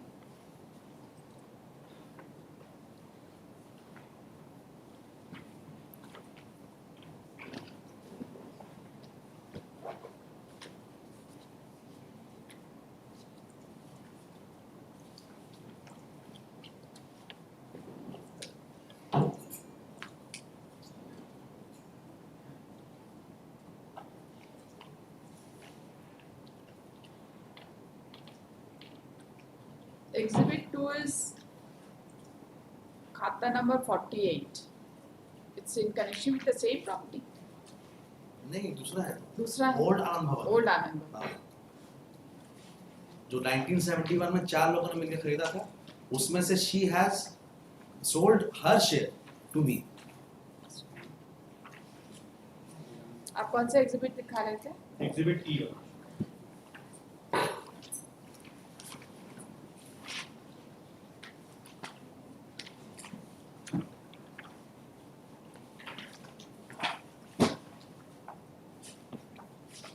The judgment, page number 7.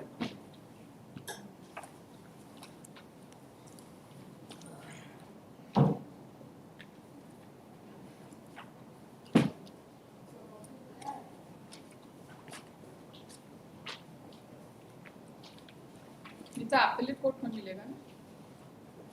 हाँ appellate court का.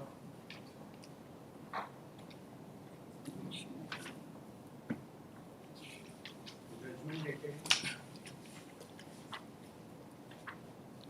32/2012, title suit number 31/2003.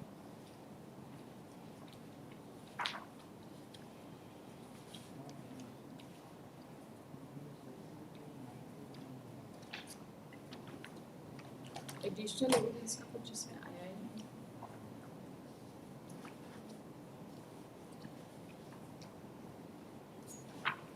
Title suit number 31/2003.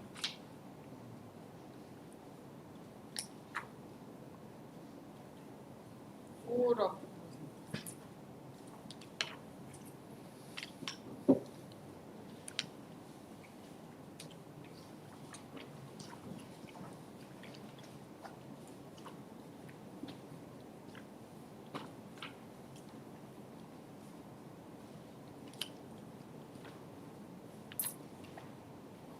नहीं आया है, आपके पास है? हाँ, आपके पास है? मेरे पास नहीं है।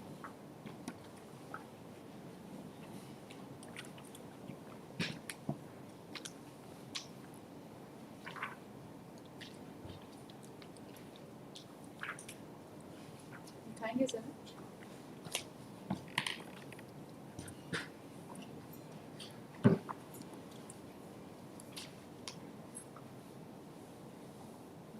This is against between the same parties. Deed of defendant number 1 is Sunil Kumar, plaintiff is Sunana Devi, other respondents are Maybe, but otherwise between the almost same. both of you are there. In this title suit, issue number 9 is very important, in which the trial court held that Nirmala Devi is not the landlord. That has come in issue number 9. It is here itself. Issue number 9. Yes. Is the defendant number 1 is in occupation of the suit property as a tenant under the landlady Nirmala Devi. Yes. That You claimed that you are Yes. the because I That did has not been produce produced. any documentary evidence to the effect that any That's rent it. receipt or anything that has been decided. so you are, it has been decided that you are not a tenant under Nirmala Tenant Devi. under Nirmala. So your case that you are the tenant under Nirmala Devi stands absolutely decided against you. No, but issue has been decided as against That's me. it. In a title suit. Maybe title suit. Lordship, what And you have adduced this as an additional evidence. one finding is being taken, other finding has been left. The finding of the learned court below is not that she is a co-sharer. That is what I wanted to place before Lordship. And in paragraph, So your claim that you are the tenant under Nirmala Devi Nirmala. has now been negated by a competent court in which you contested the suit. that issue was against me. That's right. Because neither Nirmala Devi was party, other persons. Maybe. Issue is set as at rest. As But on that issue has been decided as against me. But the whole case is that plaintiff has filed on the case stating making certain amendments in the plaintiff. That has also you been. see, when you file additional evidence at the appellate court, where do you look for the corresponding pleadings on that? You Pleadings- can't. There is a specific issue framed as to whether the defendant number 1 is in occupation of the suit property as a tenant in the landlady under the landlady Nirmala Devi.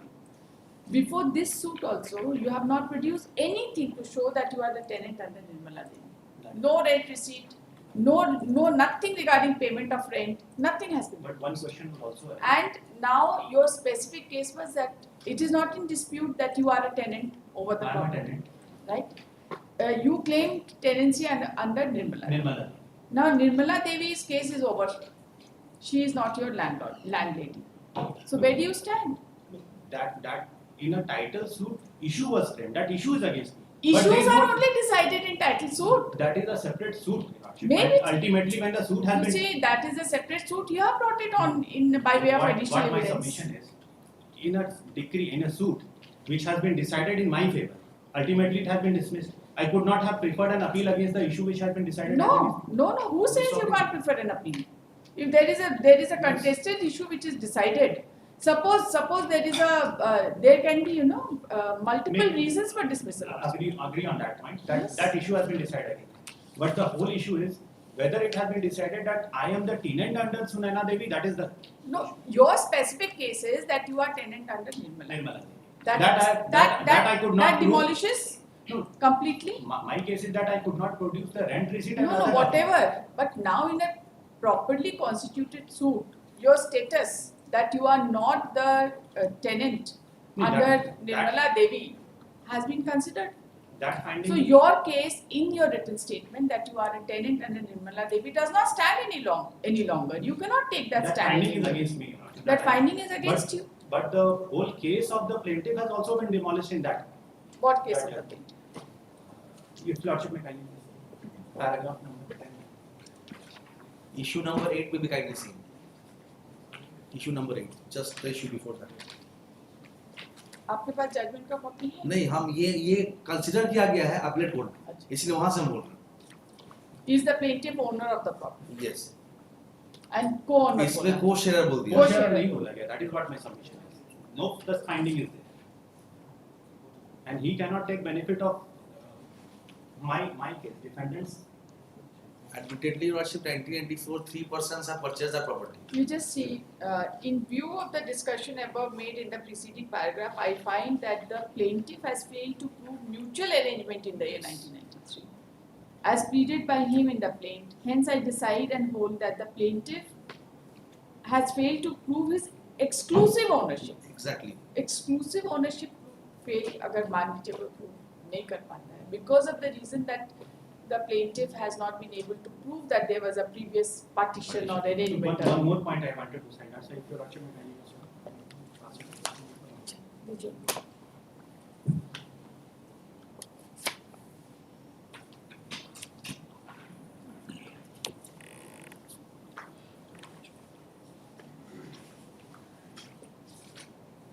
paragraph number 10. If your Worship may.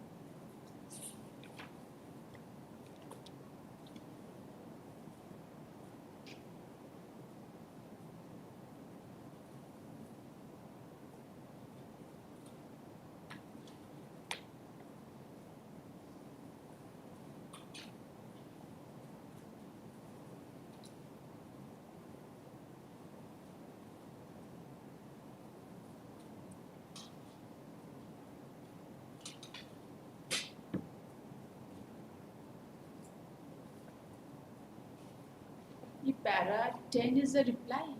Written statement. Other co-sharers have taken specific. See, हम लोग when we read the judgment, Yes, sir. we read the issues and the So Findings. the finding is that you might have taken 10 points, they might have taken 20 points. 20. We are not bothered about it. We are only concerned with the issues and the findings. the finding is that she has failed to prove her own case, and it has also come. The other co-sharers have also stated that the 11 shops were belonging to Chandravati Devi and Poonam Devi, who has sold it to Nirmal.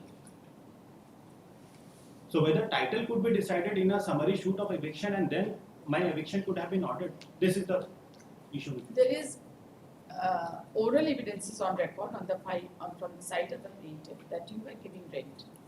There is oral That evidence. has not been considered by either of them. That has been considered. No, Your Lordship may kindly see.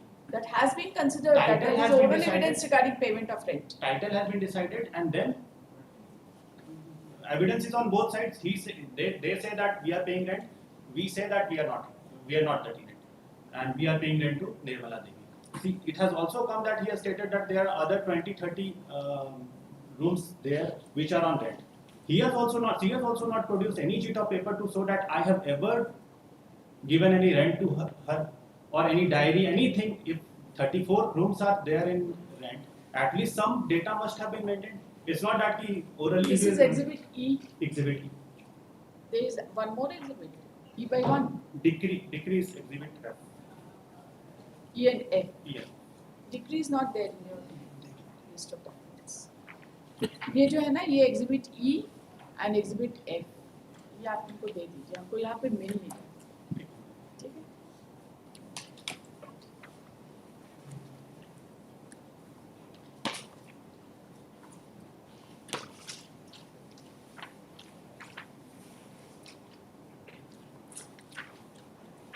ठीक है okay.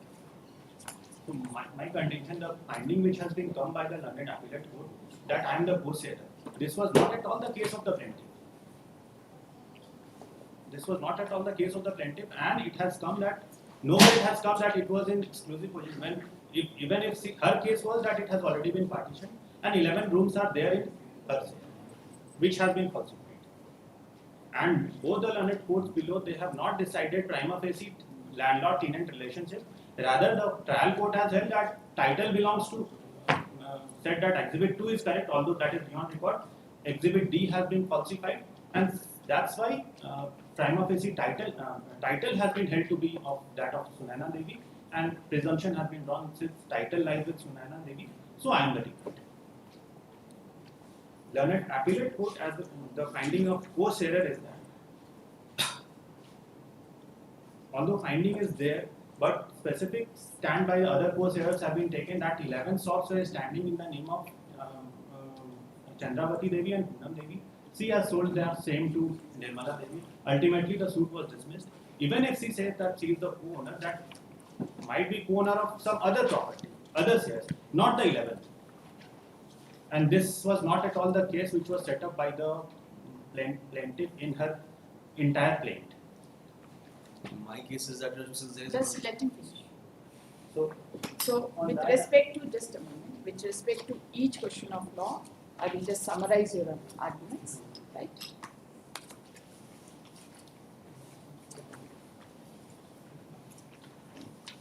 Which one do you want to just summarize first? the order dated order dated 12/11/2024. There are two 12/11/2024. Kindly read the first one. first one I made. Whether while deciding the eviction suit under provisions of Jharkhand Building Lease Rent and Eviction Control Act of 2000, the learned trial court committed perversity by deciding the title of the plaintiff and drawing a presumption that since plaintiff is having title, so the defendant is a tenant of the. So there is, It is my submission. It is a summary proceeding. Title cannot be only prima facie can be.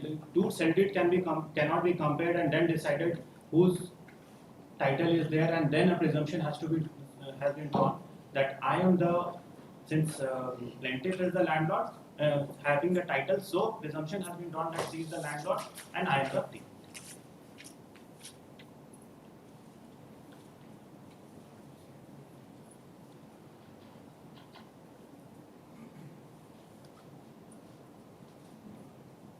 decided the title and then presumed. Okay, so Exhibit 2 and just exhibit 2 and D.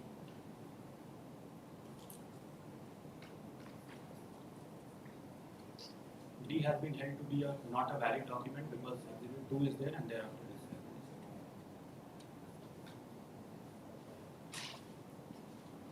And one more submission I wanted to regarding Exhibit 2. They say that Sunaina Devi, Chandravati Devi and Poonam Devi did not have any right title interest whatsoever. Then what was the necessity of cell deed Exhibit 2 being executed by Chandravati Devi and Poonam Devi in favor of Sunaina Devi? Because that is their document. If they say that these two persons did not have any right title interest, then why are you purchasing the land from them and exhibiting those documents? So the title of Chandravati Devi and Poonam Devi, although they stated that they did not have any title, but ultimately they are disproving their own case. They are exhibiting cell deed which has been executed by Chandravati Devi and Poonam. And regarding this, in the plain clear statement is that she is the sole owner and landlord. with respect to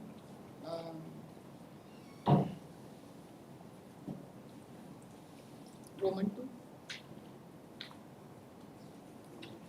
Whether both the court below have committed perversity by arriving at the finding of fact that there exists a relationship of landlord and tenant between the plaintiff and defendant by misreading the evidence on Which evidence has been misread? In exhibit. particular. Exhibit 2 has been misread because that was beyond record. The finding which is being given, that is she is the co-owner. That is not even the case. She has never pleaded that I am the co-owner. I have never been given an opportunity to even dispute or deny those aspects.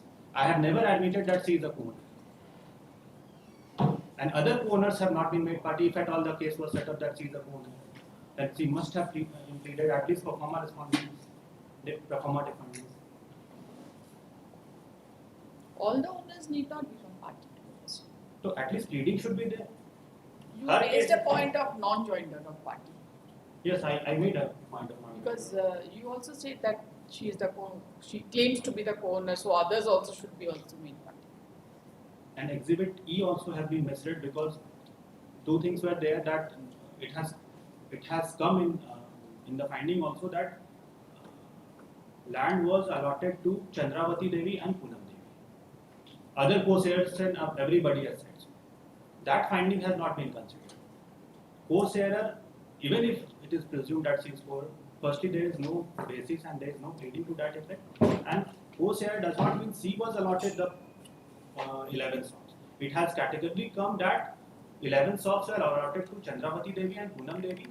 They sold to Nirmala Devi and I am the tenant. Although this finding is against me that I have not been able to prove that I am the tenant of Nirmala Devi. But shop rooms are standing in the name of Nirmala Devi. That has been proved. That prima facie it was their case. They were the plaintiff. They were required to disprove this. So they have not been able to disprove the fact that Nirmala Devi is not. So with respect to Roman 2, you are referring to Exhibit 2. Exhibit E has been misread. Yes. And then it was nobody's case that the plaintiff was a co-owner of the property. Co-owner of the property.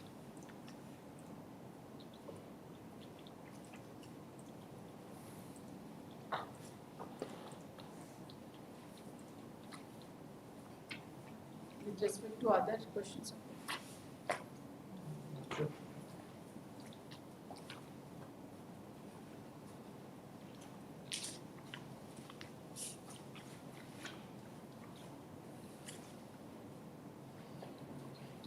No issue framed regarding default.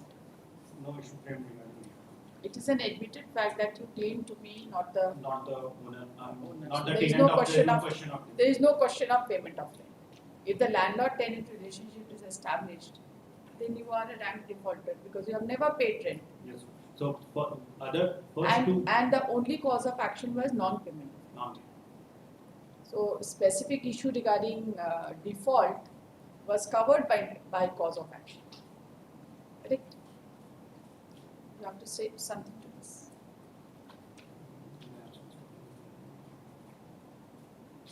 The third one, whether the finding of the court below that plaintiff is the landlord can be sustained when property was jointly purchased by the plaintiff with others and plaintiff did not produce any authority issued in her favor by the other co-purchaser authorizing her to be the landlord.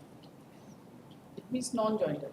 Not So if one of the co-sharer claims to be the owner of the property, to be the landlord, that is not sustainable in law. Is it necessary? It is sustainable provided it is pleaded in the plaint. It is nowhere pleaded that her case was that after partition I am the sole owner That's right. of 11 shops. That's right. Therefore, particularly the suit if the property. partition goes away, then what remains? That there are other co-owners of the property. Then the suit will also follow. Not necessary. Ultimately, if there are 50 shop rooms, ultimately, then if I am paying, it has been held It that is therefore in your entire record, you have not shown anything that you have been paying rent to Nirmala Devi. they have also not brought anything on record to say that I have ever paid rent to Sunana Devi. Her case No, was their oral evidence is there that you have paid rent. oral evidence. If you lordship may, I will also bring your lordship. Because that Two of- that is a discussion of the trial court also. It has been discussed, but finding is not based on that. Landed court below has also not relied upon those evidences. Because in the cross-examination, their evidence has been demolished. If your lordship may kindly, two of the witnesses, one says that 34 shop rooms are there. Specific question was put whether any rent receipt was issued. He said that rent receipt was being issued, but we used to tone it and throw it. So it was also their duty. Plaintiff's case was that I am a defaulter. Rent is being paid since 2003 till 2003, and since 2003 it has not been paid. At least some sheet of paper must have been brought on. So merely on oral documents of one labor and another person who was working previously. That has also come. He was not working since 2000. His statement. So consequence is that your claim that you are the tenant under Nirmala Devi has been ultimately held to be not correct. That is in a different shoot. It has But been. it has been. It So has been. so there is no question of payment of rent by you to Nirmala Devi. No, those are there, but Let us assume. Let us see what is the scenario. So you are a tenant on the property. Your claim that Nirmala Devi is your landlord has been falsified in another suit. because he Right. could not produce the rent receipt. That So, is the. but whatever it is, right? Nirmala Devi now cannot sue against you for eviction because you are not a tenant under Nirmala Devi. Certainly she can, because my whole case is based on that. No. I am How the will tenant. she claim? Because now between I- the parties, Tomorrow I cannot take Now- a different plea that I am not the tenant of Nirmala No. Devi also. but there is a finding. In a title suit.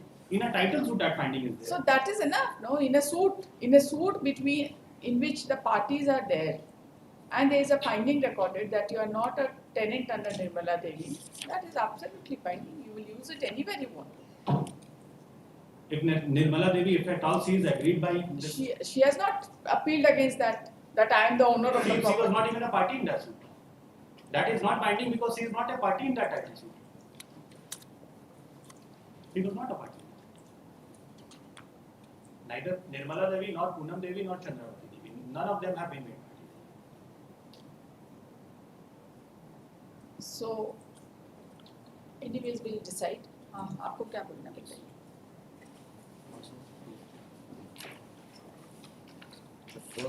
So far the first See judgments. Yes, please. the first two issues also.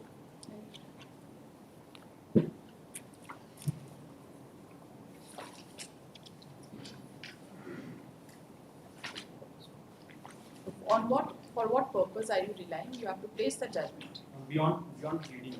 If no. आपका copy है ये? Flat dealer. आपकी copy है? कोई बात नहीं.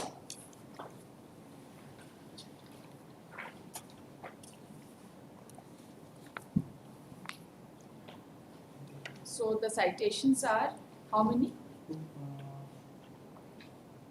3 your lordship. First 3. First, on the same point? Yes, Lord. First 3 are on the same point. If it is on the same point, you choose the best judgment. एक ही point ठीक के है, लिए. 2 judgment हम बताएं. Para 39 of the first judgment. Beyond pleadings.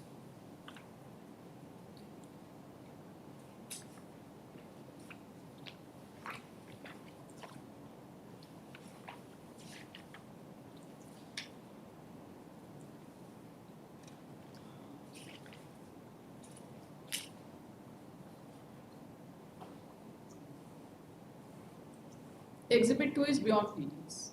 Even the finding of the court that he is a wholesaler is also beyond. Although it might have subsequently come in evidence, but that could not have been taken into consideration. Unless and until she amended her plaint or in view of the Yes. Yes. Sixth time.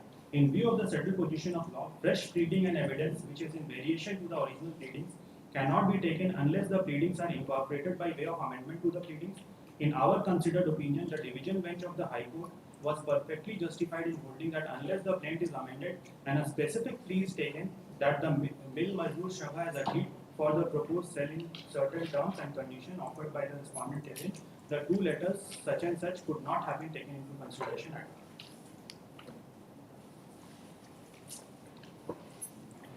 The next judgment, 2018, volume 11, SCC 652.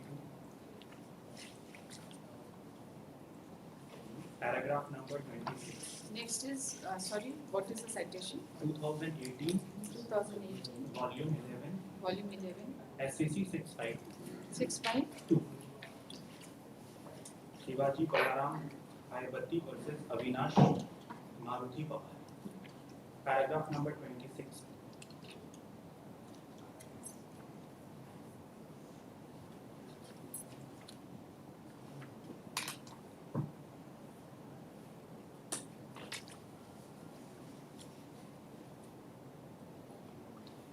26. Sixth line, Mary. It is a settled principle of law that parties to the suit cannot travel beyond the pleadings. So also the court cannot record any finding on the issues which are not part of pleadings. In other words, the court has to record the findings only on the issues which are part of the pleadings on which parties are contesting the case. Any finding recorded on issues divorce the pleading is without jurisdiction, such is the case. And on the point of deciding the title,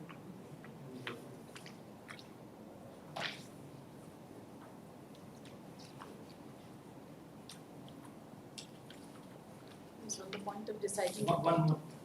Yes.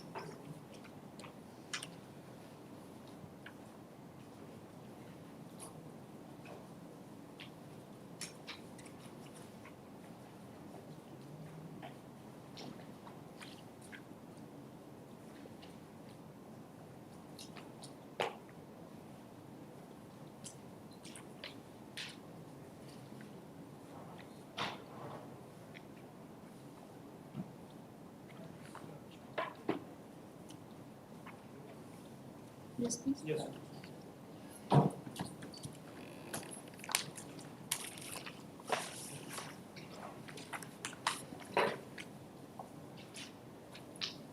this case, you got your paragraph number 7, 8, 15, and 16.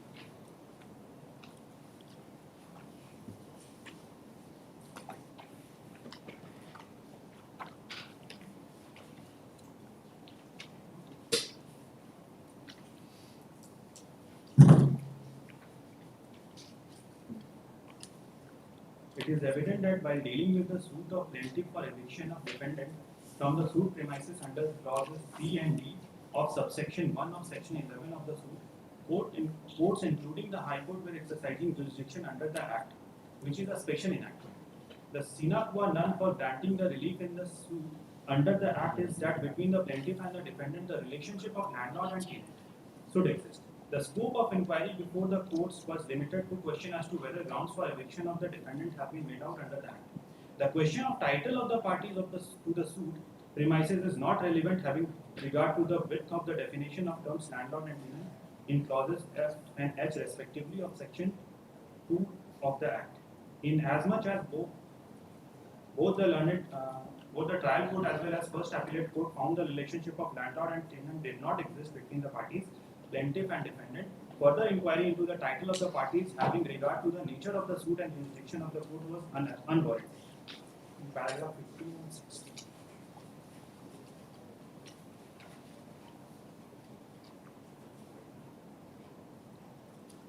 These are cases where the courts which tried the suit were ordinary civil courts having jurisdiction to grant alternative remedy and pass decree under Order 8 Rule 7. A court of rent controller having limited jurisdiction to try suits on the grounds specified in the Special Act obviously does not have jurisdiction of the ordinary civil court and therefore cannot pass a decree for eviction of the defendant on the ground other than one specified in the Act. If, however, alternative relief is permissible with the ambit of the Act, the position would be different. In this case, the reason for denial of the relief to the plaintiff by the trial court and appellate court is that very foundation of the suit, namely plaintiff or landlord and defendant is the tenant, has been concurrently found to be not established. In any event, inquiry into title of the plaintiff is beyond the scope of the court exercising jurisdiction under that. That being the position, the impugned order of the High Court remanding the case of the first appellate for recording finding on the question of title of the parties is unwarranted and unsustainable. Further, as pointed out above, in such a case, the provision of Order 7 Rule 7 are not attracted. For these reasons, the aforesaid mentioned cases are of no assistance to the plaintiff. In this view, the matter we cannot but hold that High Court erred in remanding the case to the first appellate court for determination of the title of the parties of the suit premises and for granting decree under Order 7. So, very limited scope is there. Finding of relationship between landlord and tenant is there. Finding of first title and then presumption, that is not the jurisdiction of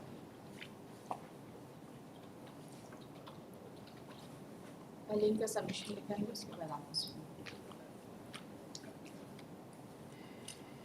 The learned counsel for the appellant has submitted that this second appeal was admitted by the order dated 4/8/2022 by framing 3 substantial questions of law, and it was kept open to frame further substantial question of law, if any, at the time of hearing. The Learned Counsel has submitted that further substantial question of law have been framed by the order dated 12/11/2024.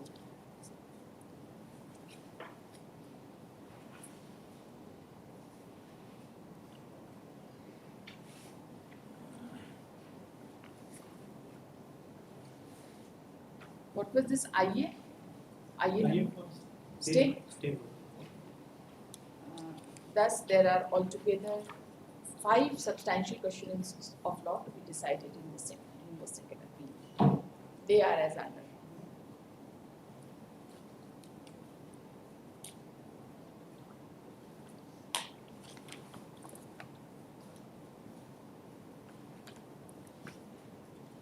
The Learned Counsel has submitted that, has placed the plaint and the written statement, and has submitted that the suit was filed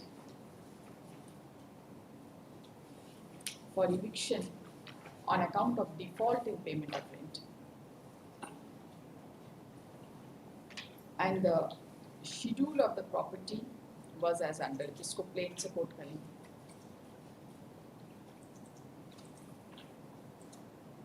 He has submitted that the plaintiff Sunena Devi claimed to be the owner and landlord of the suit property, and further claimed that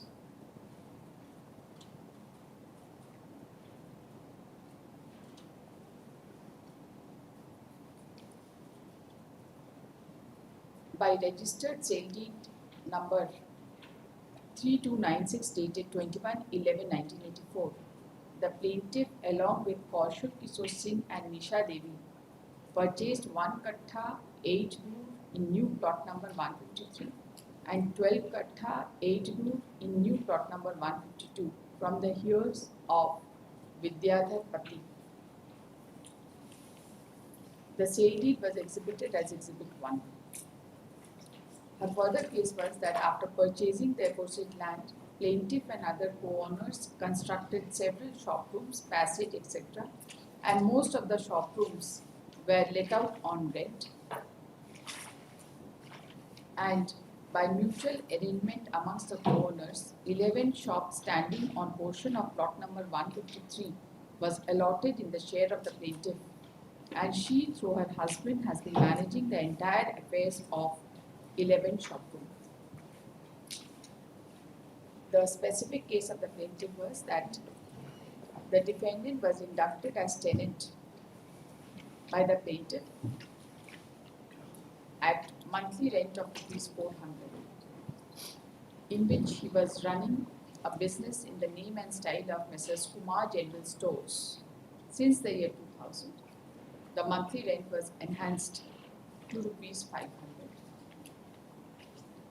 The defendant was said to be paying regular rent to the plaintiff, but since January 2003, he stopped paying rent to the plaintiff, and in spite of repeated demand, the defendant did not care to pay the rent, for which a registered notice was, a lawyer's notice was sent through registered post on 10/9/2003,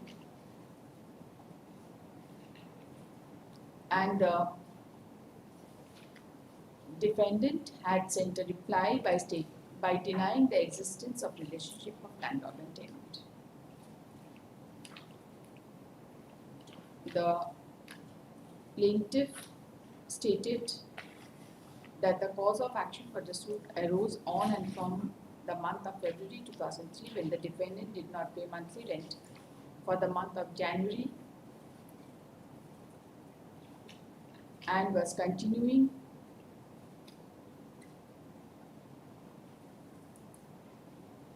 and the suit was valued at ₹6,000, being equivalent to 1 year rent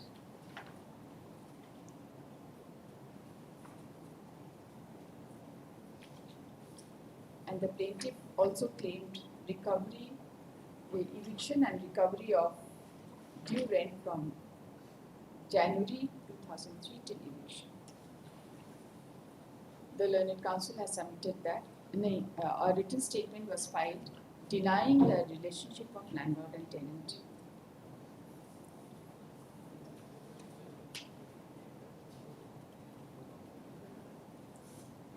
It was stated that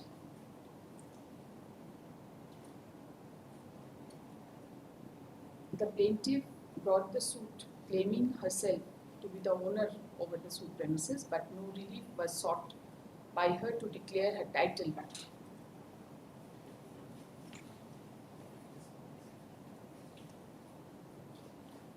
The suit was barred by non-joinder of necessary parties, and there was no relationship of landlady and tenant between the plaintiff and the defendant at any point of time.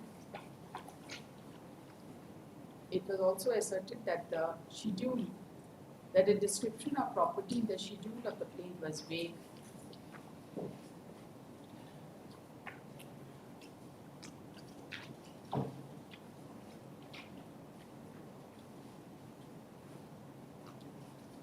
It was the specific case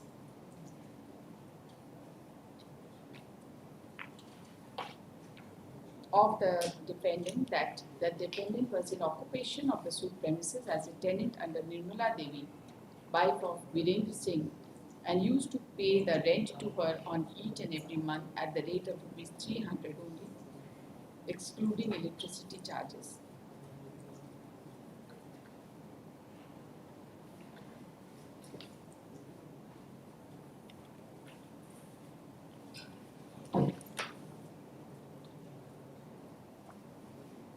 The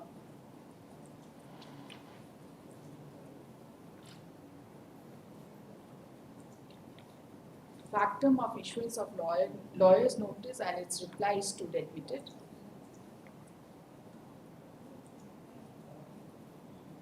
It was the case that Srimati Nirmala Devi was a necessary party in the suit.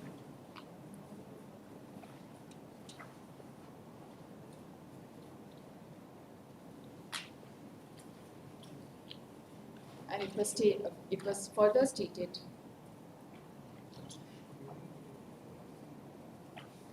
that the payment of rent does not arise, that the non-payment of rent as alleged does not arise as the plaintiff, as a defendant is not a tenant under the plaintiff. It was the specific case of the defendant that, as per their knowledge, the suit land along with other land consisting of 11 shop rooms were in occupation of Chandravati Devi, wife of late Ram Kishore Singh, and her daughter Poonam Devi, and the landlady of the defendant Nirmala Devi had purchased the same from Chandravati Devi and Poonam Devi by means of registered sale deed dated 23/9/1993 within bracket Exhibit 3, and since then Nirmala Devi remained in possession of the property, that is 11 shop rooms standing on the portion of new plot number 153 and 162 of Khata number 34 of Mauza Adityapur, corresponding to RS Khata number 48 and RS plot number 1298.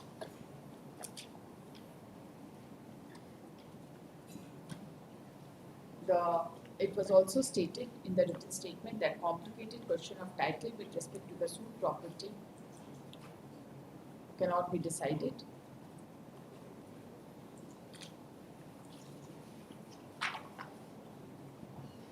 And the suit was not maintainable and had to be dismissed.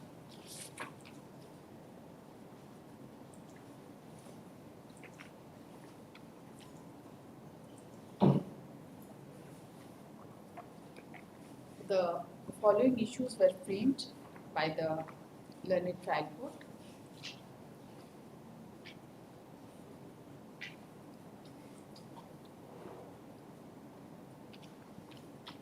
the considering the nature of substantial questions of law framed, the relevant issues which were framed by the learned trial court and would fall for consideration before this court are issue number 2, 5 and 8. Right? Check कर लीजिए. 2, 5 and 8.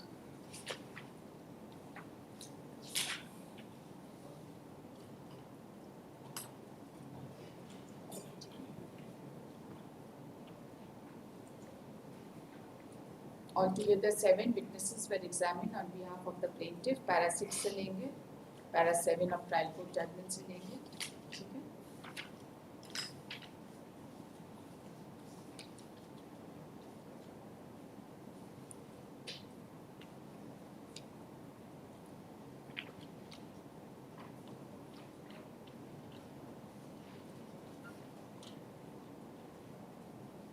All the issues were decided in favor of the plaintiff.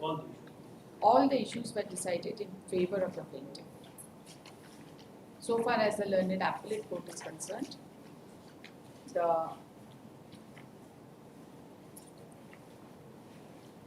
point of determination were as follows.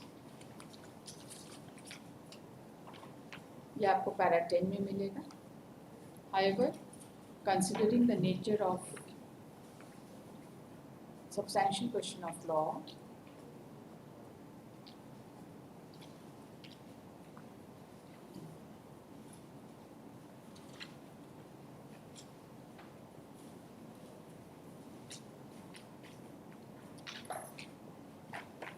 the point of determination number C would be relevant.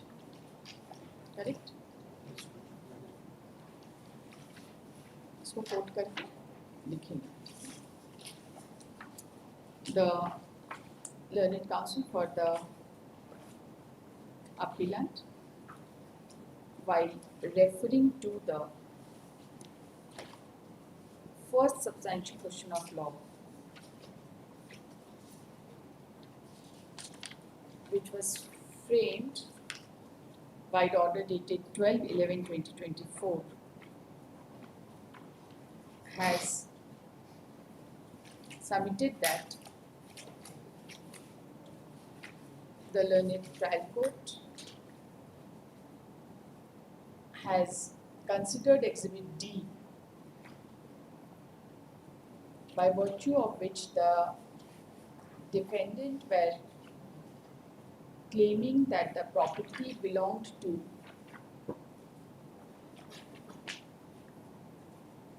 किसको claim कर पार्वती देवी, Poonam Devi and Chandravati Devi. belong to Poonam Devi and Chandravati Devi. The said document has been held to be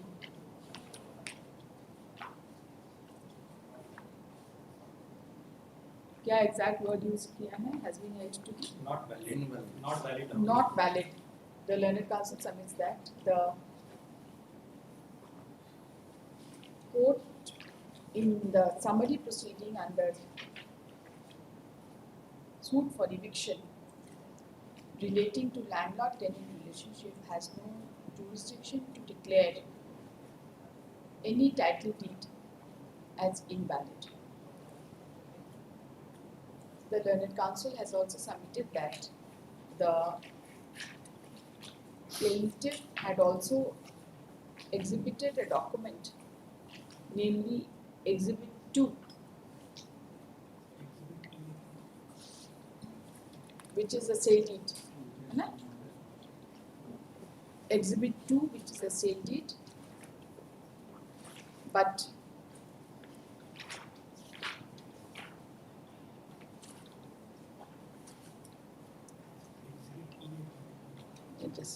Exhibit 2, which is a sale deed executed by Chandravati Devi and Poonam Kumari Devi in favor of Sunaina Devi, which is dated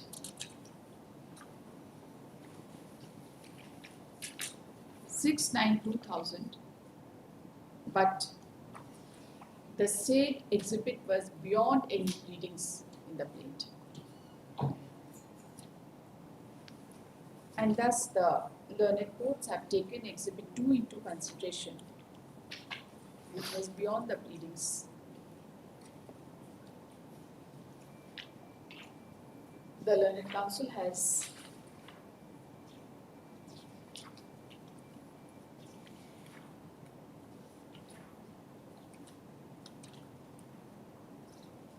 submitted that the learned courts have the learned counsel has further submitted that the learned first appellate court has referred to exhibit E, which was the additional evidence produced on behalf of the defendant before the first appellate court, and has recorded that the plaintiff was the co-owner of the property. He submits that there was no such pleading that the plaintiff was claiming to be the landlord by virtue of being the co-owner of the property. Rather, it was a specific case of the plaintiff that she was the exclusive owner of the property by virtue of arrangement amongst the owners of the property. In such circumstances, the finding of the learned first appellate court that the plaintiff was the landlord being the co-owner of the property was beyond the pleadings of the parties.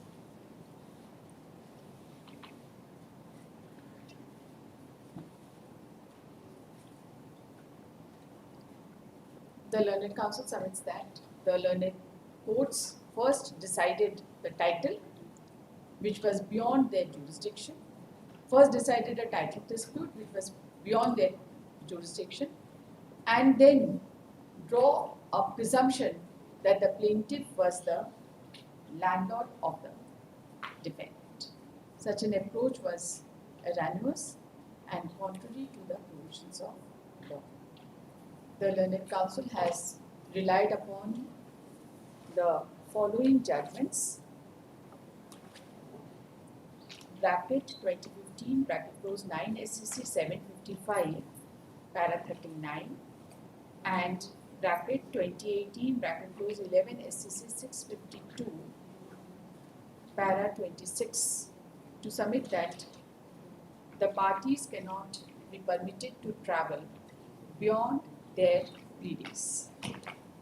The learned counsel has also relied upon the judgment passed by the Honorable Supreme Court reported in bracket 2002, bracket close 1 SCC 90, para 7, 8, 15 and 16, to submit that there is no scope of entering into title dispute in the matter of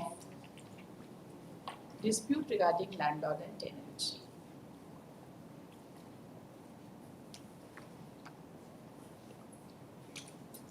The learned counsel has submitted that the substantial question of law Roman 2 in order dated 12/11/2024 is also relatable to the first substantial question of law, and therefore said arguments would also cover the substantial question number 2. या ऊपर ही लिख देंगे 1 and 2 of this order. ठीक है? Exhibit A ई एक बार जरूर.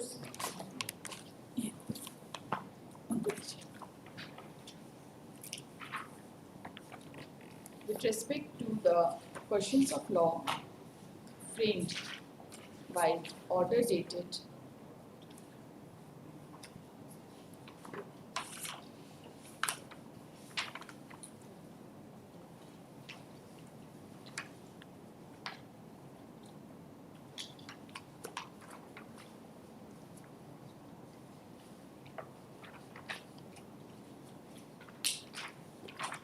order date 22, by order dated 4/8/2022, the learned counsel has submitted that no issue was framed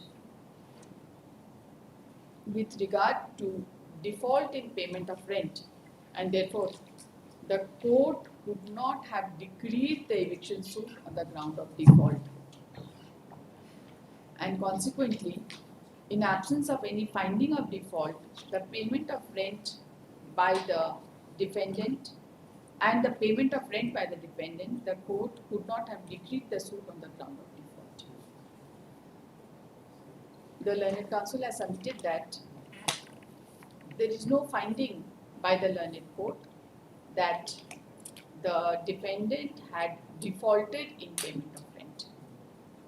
However, during the course of hearing, it is not in dispute that the specific case of the defendant was that defendant was not a tenant under the plaintiff, and a plea was taken that in absence of landlord-tenant relationship, there was no question of payment of rent. And upon going through the plaint, it was evident that the only cause of action which was disclosed in the plaint was non-payment of rent since January 2003, and a issue was framed by the learned trial court as to whether the plaintiff had a valid cause of action. This is just an observation of the court, which we have already discussed. And one thing I want to submit regarding the issue number 9, which has been read. The learned counsel for the appellant has referred to Exhibit E and has submitted that The finding is different as what has been held in that. and has submitted that although in the title suit number 31 of 2003, which was and whose judgment was exhibited at the appellate stage by the defendant, one of the issues was framed, as many as 11 issues were framed, including the issue as to whether the defendant number 1 was in occupation of the suit property as a tenant under the landlady Nirmala Devi. The discussions made by the learned appellate court is ex facie contrary to the findings which has been returned by the court in title suit number 31 of 2003. He has referred to paragraph number 23, Issue number 9. issue number 9, which has discussed issue number 9 and has submitted that the learned court has recorded the finding on the ground that the defendant number 1, that is the present appellant, had not produced even a chit of document to show the relationship of landlady and tenant between Nirmala Devi and the defendant number 1. And on that ground, it was decided that there was no relationship of landlord and tenant between the present defendant, who was defendant number 1 in the suit, and Nirmala Devi. The learned counsel has also submitted that Nirmala Devi was not even a party in the said suit. One more point I wanted to. On the ground that I have not adduced any sheet of paper, so my relationship of landlord and tenant has been denied. But at the same time, the plaintiff in the present case has also not filed even a single sheet of paper. The learned counsel has submitted that though in the present suit and also in title suit number 31 of 2003, the defendant did not adduce any evidence showing relationship of landlord and tenant with Nirmala Devi. But at the same time, in the present case, the plaintiff who claimed the relationship of landlord and tenant with the defendant has also not produced any document to show the relationship. He has submitted that it was for the plaintiff to prove his case, and any defect or any lacuna in the evidence of the defendant will not be a ground to decide the suit in favor of the plaintiff. यही बोलना चाह रहे हैं? The learned counsel has also already submitted that. That's it. That is all. That is all. आप बताइए क्या बोल रहे हैं? So far as suit is concerned, the 3 exhibited documents were there. Exhibit 1, Exhibit 2 and Exhibit D also. Exhibit 1 was the sale deed of the year 1984. Exhibit 1, 1984 date है Yes, 21/11/1984. 21/11/1984. This is Between- this is a sale deed between vendor was Vidyadharpati and purchaser was Kaushal Kishore Singh.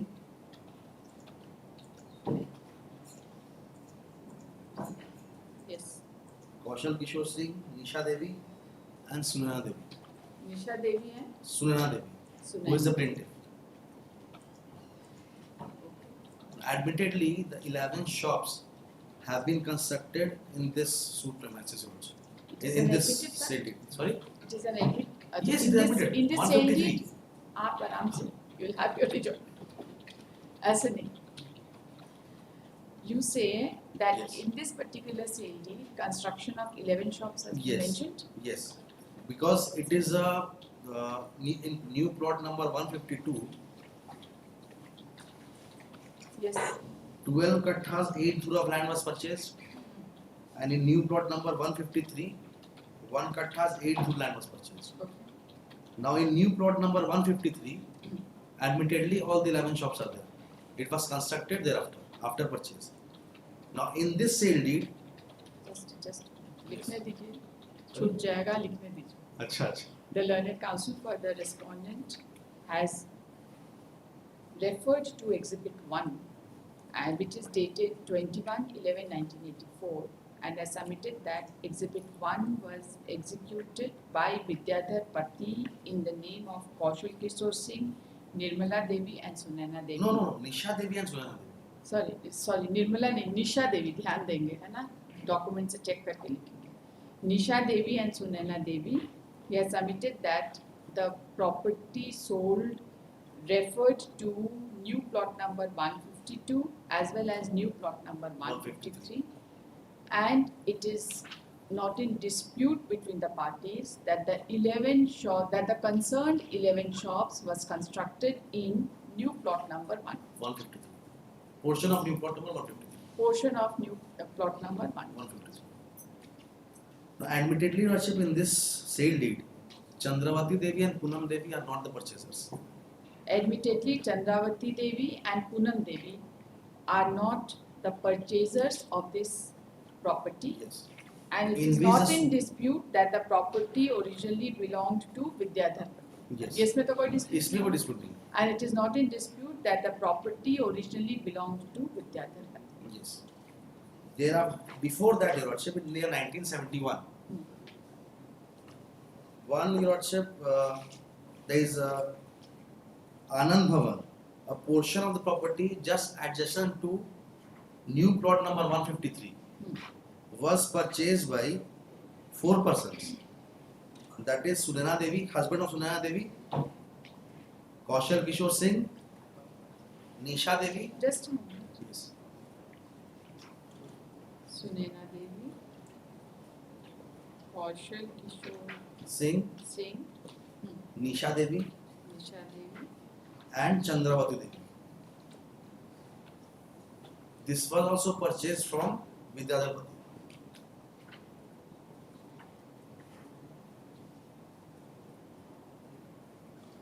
And this area is called the Yes. Old Anand Bhavan. The learned counsel has referred to Exhibit 2, which is dated. No, Exhibit 2 नहीं है ये. Exhibit 2 नहीं है. Exhibit 2 नहीं है. It's a pleading Your Worship that has come in the plaint also. 1971 में क्या हुआ? अच्छा. The learned counsel has submitted that there was a specific pleading in the plaint that in the year 1971, an adjoining property to new plot number 153 was purchased from Vidyadhar Pati by husband of Sunana Devi, Kaushal Kishore Singh, Nisha Devi, and Chandravati Devi. Yes. In the year 1971. In the year 1970. Now what happens, Your Worship? In the year 2002, by Exhibit 2, from the portion of this property that was purchased in the year 1971, the share of Chandravati Devi was purchased by this plaintiff, Your Worship. And that is a different property. That is Exhibit 2. The learned counsel further submits that from the property in connection with the sale deed of 1971, a portion of the property in the year 2000, date of the year, 2002, 7/9/2002. 7/9/2002, That is Exhibit 2. within bracket Exhibit 2, the plaintiff had purchased the share of Chandravati Devi, and the property in Exhibit 2 is different from the present suit property. Yes. Therefore, there was no occasion to plead at the first instance when the partition suit was filed, the eviction suit was filed about this particular exhibit. Therefore, there was no occasion for the plaintiff to refer to Exhibit 2 Yes. in the plaint of the suit, as Exhibit 2 had no connection with the suit property. Yes. Now what happens when But the in written- view of the written statement Yes.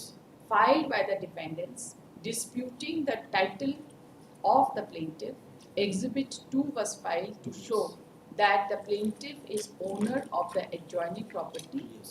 to the suit property. No, plaintiff is not the owner. Plaintiff has purchased the entire share of Chandravati Devi Lordship Plaintiff has of the adjoining purchased the entire share of Chandravati Devi from the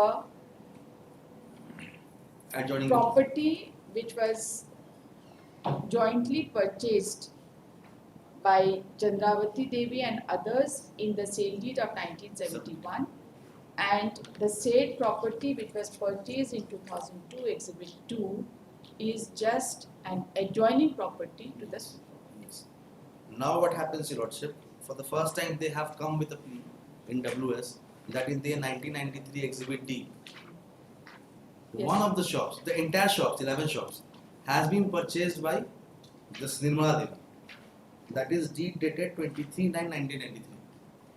23, 9/1993. 9, 1990. And this was purchased from Chandravati Devi and Poonam Devi.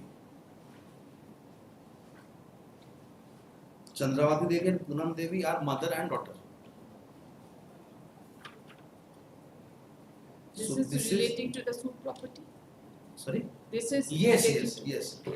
The learned counsel has submitted that the defendants have come up with a plea in the written statement that Nirmala Devi, who was the landlady, had purchased the suit property from Chandravati Devi and Poonam Devi. her daughter Poonam Devi by virtue of registered deed dated 23/9/1993. 23/9/1993 Exhibit D, Yes, along with the other 10 shops. along with The other 10 shops. other 10 shops, Total 11 shops. including the Suit premises. suit premises, Yes. which constitutes only one shop amongst 11 shops. Yes. Now the question arose before the court that in the year 1984, when the property was purchased, in which the 11 constructed premises are there, one of the 11 shops is a suit premises, and admittedly, Your Lordship, Chandravati Devi was not the purchaser. Then under what circumstances, Your Lordship, she could have sold part of the property or the entire property to some other person? The learned counsel has submitted that with respect to the same suit premises, Yes, there are two sale deeds. yes, One is Exhibit 1 dated 21/11/1984. The other is Exhibit D yes. dated 21/9/1993. He submits that in Exhibit 1, the Chandravati Devi and Poonam Devi, the vendor of Nirmala Devi, Yes. who is said to be the landlady of the defendant, Hmm. is not a party, Yes, it's not a purchaser. is not the purchaser. Purchaser of that property. And the property admittedly stood originally in the name of Vidyadhar Pati. Pati, and later on in the name of 3 persons, Kaushal Kishore Singh, Nisha That's Devi right. and Suvana Devi. The purchasers under sale deed dated 21/11/1984 Exhibit 1 are Kaushal Kishore Singh, Nisha Devi and Sunaina. Suvana Devi. And Sunaina Devi is the plaintiff Plaintiff in the this. present case. Yes. अब हो गया ना कहानी, अब question of law पर। हाँ, यही कहानी यही है, यही हम बोलना चाह रहा था. Yes. Now the first question of law that he has answered, Your Lordship, so far as the question of law framed on 12/11/2024, two questions of law have been framed that are correlated to each other. That is whether while deciding the eviction suit under the provisions of the JBC Act, the learned trial court committed perversity by deciding the title of the plaintiff and drawing a presumption that since the plaintiff is having title, so the defendant is a tenant of the plaintiff. Now, my contention, so far as this issue is concerned, Lordship, the title was never decided. Only a prima facie finding was given, seeing the sale deeds, Lordship, because two sale deeds are there of the same property. One of 1984, in which admittedly the purchaser is not Chandravati Devi. Therefore, Chandravati Devi, under what authority, has sold the said property to Nirmala Devi? Therefore, Your Lordship, the question of title was prima facie decided. It is not the case that inquiry was made to that effect, that whether Chandravati Devi was having title or Sohana Devi was having title to sell the property. This is my first contention. With respect to the substantial question of law framed by the order dated 12/11/2024, the learned counsel submits that whenever there is a dispute in connection with title to the property with respect to the landlord of the property is concerned, the court may enter into the same and only record a prima facie finding. He submits that on the face of the Exhibit 1 and Exhibit D, the learned court have considered and have recorded only a prima facie finding that by virtue of Exhibit D, Nirmala Devi could not have get the title, Would not have sold the property, could not have got the purchased the title, property, yes. and therefore the Nirmala Devi was not the landlady. Yes. Thereafter, second question of law also it is interrelated, therefore the same contention is there. The Thereafter, learned also, counsel submits that on the basis of, since the defendants were claiming that Nirmala Devi, being the owner of the property, was their landlady, the said plea having been demolished, the relationship of landlord and tenant was rightly decided by the learned courts. thereafter, Your Lordship, in the written statement, they have made a categorical statement that either, Your Lordship, this Chandravati Devi and Poonam Devi has sold the property to Nirmala Devi, or the property would have come as per allotted share. But, Your Lordship, in the entire WS, the date is missing. Like from which date, Your Lordship, she came, the allotment of property came in the possession of Chandravati Devi and Poonam Devi. That is absolutely missing in the WS, absolutely missing in the evidence at any point of time during the entire. The learned counsel has further submitted that the defendants have taken a stand in the written statement that the property came in possession of Chandravati Devi and Poonam Devi, but neither there is any foundational date with respect to such a stand, nor there is any evidence as to how Chandravati Devi and Poonam Devi came in possession of the property. Possession and ownership of that. And possession/ownership of the property so as to entitle them to sell the property to Nirmala. Nirmala Devi. बाकी बताइए Yes. ये बात Now, Your Lordship. 4/8/2022 Sorry? और the question of law framed by order dated 4/8. इसमें और भी बोलना है इसमें. अच्छा. Total. Now, since there is a concurrent finding of both the courts, Your Lordship, so until unless, Your Lordship, there is perversity in the judgment, the second appellate court can interfere. The learned counsel has submitted that both the courts have scrutinized the materials on record and have returned concurrent finding, and in absence of any perversity, there is no scope for reappreciating the materials on record and coming to a different finding. We have submitted that the appellant in their arguments have failed to demonstrate that there was any perversity in the matter of appreciation of evidence by courts. Because admittedly, Your Lordship, he has admitted that he is a tenant. He submits that the He submitted status of the plaintiff of the appellant as tenant is not in dispute. Yes. The appellant does not claim to be the owner of the property. Yes. Secondly, Your Lordship, so far as Exhibit E is concerned, that has been brought on record at the appellate stage by way of additional evidence. In that also, Your Lordship, the issue number 9 that has been framed against the issue, framed on the issue that whether Nirmala Devi is the landlady of that tenanted premises or not, and that has been answered against the tenant. The learned counsel has submitted that the exhibit E was brought on record at the instance of the defendant at the first appellate stage, and in that case a specific issue was framed as to whether the defendant number one in the said case, who is the sole defendant in the present case, was a tenant under Nirmala Devi.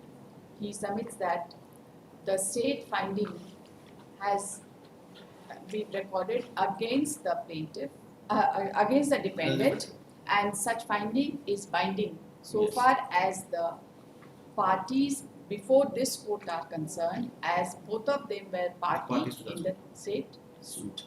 Moreover, that issue, Your Lordship, when it went against them, that was never challenged in appeal. Therefore, it has become final. He has further submitted that it was nobody's case that the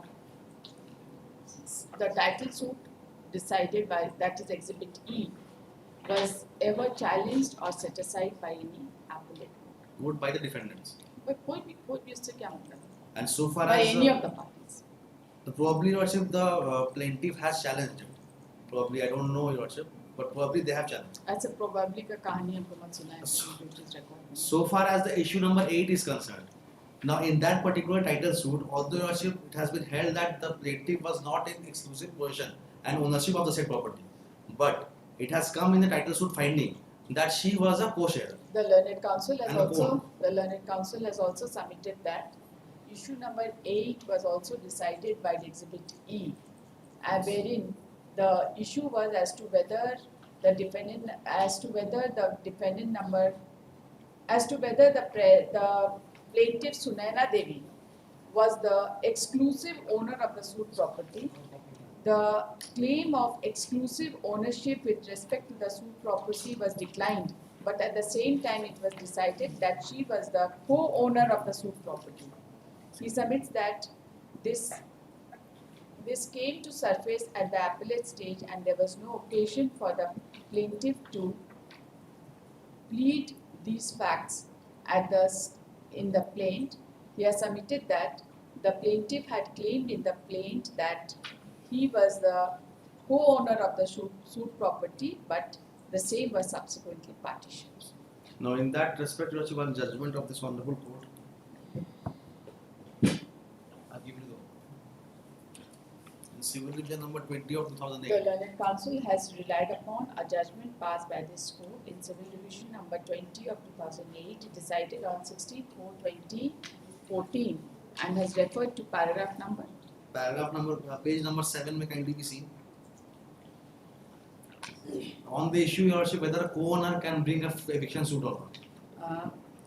Wherein one of the points for consideration as recorded in internal page 7 of the judgment was, inverted comma, whether suit for eviction brought by some of the co-owners for evictment of tenant is maintainable, inverted comma close. He has submitted that the same issue was answered Yes. by this court in paragraph number 12. 12, which is quoted as under.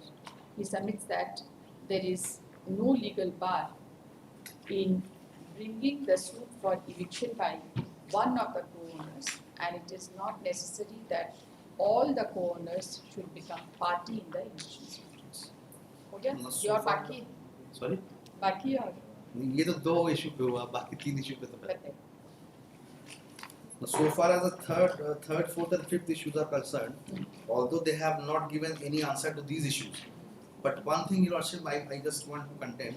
So far as the first issue is concerned, whether in view that no issue has been framed, the effect as to whether there was any default of payment of rent, the court below could have decreed the eviction suit on the ground of default. Admittedly, Your Lordship, the issue has not been framed, but our core contention right from the very beginning is default of rent. In the plaint also, Your Lordship, averment is there. The rent was not paid since 2003. He stopped paying rent. And thereafter, in the trial stage also, all the witnesses who have been examined, they have categorically stated that since 2003, the rent was not paid. And therefore, the finding was brought on record. That without payment of rent, there is a default of rent, therefore the suit was decreed. So in that respect also one judgment of the Honorable Apex Court 1962, it's AIR 1963, Supreme Court. Page number? Yes. Page number 5, second para. Page number 5. Yes, second para. The learned counsel has, with respect to the substantial question of law number 1 framed by the order dated 4/8/2022, has submitted that admittedly no issue was framed as to whether there was any default in payment of rent, but at the same time, the specific case of the plaintiff was that the suit for eviction was filed on account of default in payment of rent. This fact was disputed by the defendant in the written statement, and both the parties have adduced evidence in connection with the same, and findings have been recorded. He has relied upon the judgment passed by the Honorable Supreme Court reported in AIR 1963 SC 5 and has referred to paragraph number 5. Sorry, page number 5, second para. On the first point, starting from on the first point. and has submitted that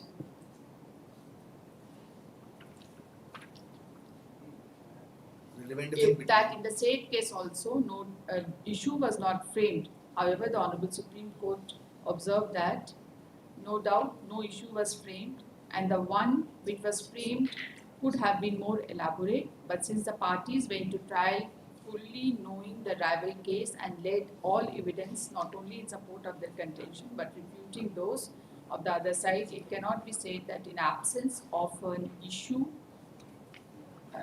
that the absence of an issue was fatal to the case, or that there was a mistrial to vitiate the proceedings. Paragraph जो भी है is quoted as under. इसमें ना India कानून से है paragraph number, आपको SCC से चाहे जहाँ से भी लेंगे अकॉर्डिंगली साइटेशन दे के लेंगे. So far as second issue in the state order is concerned, your shift is correlated to the first issue. Therefore, same contention is The made. learned counsel has submitted इसको 1 and 2 दोनों एक साथ करें.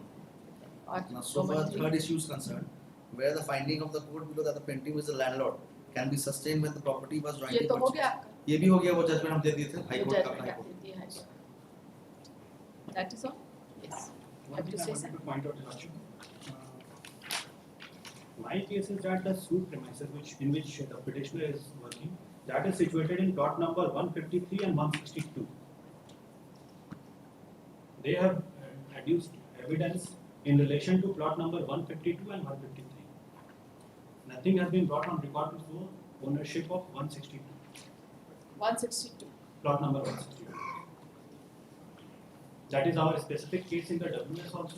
In the exhibit also it is properly mentioned, plot number 153 and 162.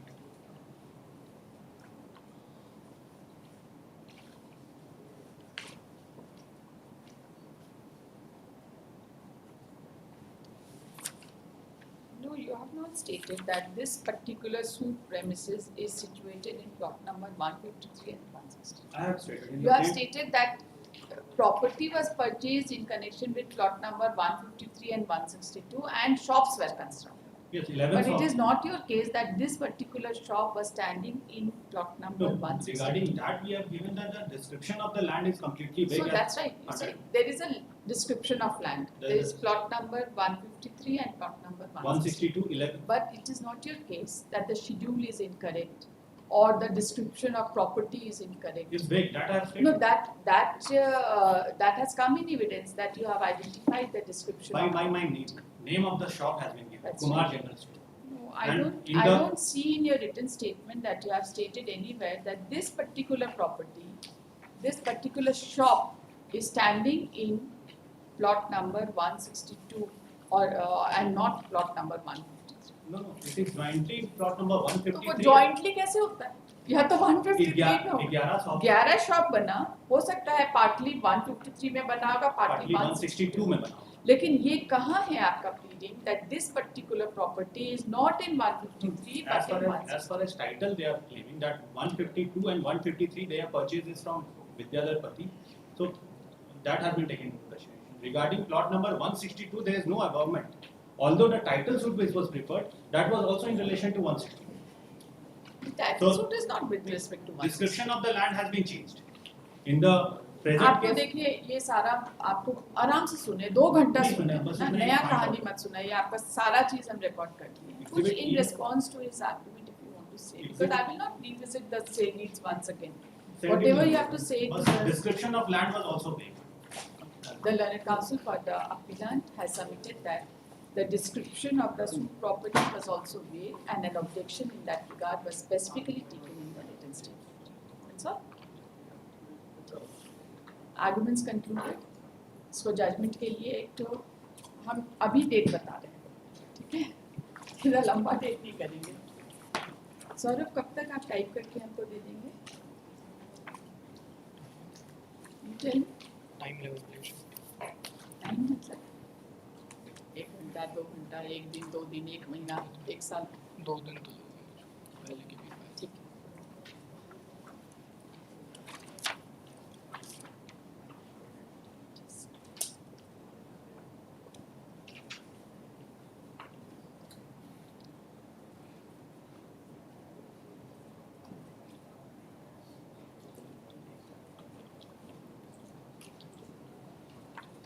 आप जब इसका adjournment order correction कराएंगे उसी समय ही डिक्टेशन होगी साथ साथ एडजर्नमेंट ऑर्डर अपलोड कर देंगे ये सारा सबमिशंस सारा का सारा अपलोड कर देंगे और उसी समय इसका फाइनल ठीक है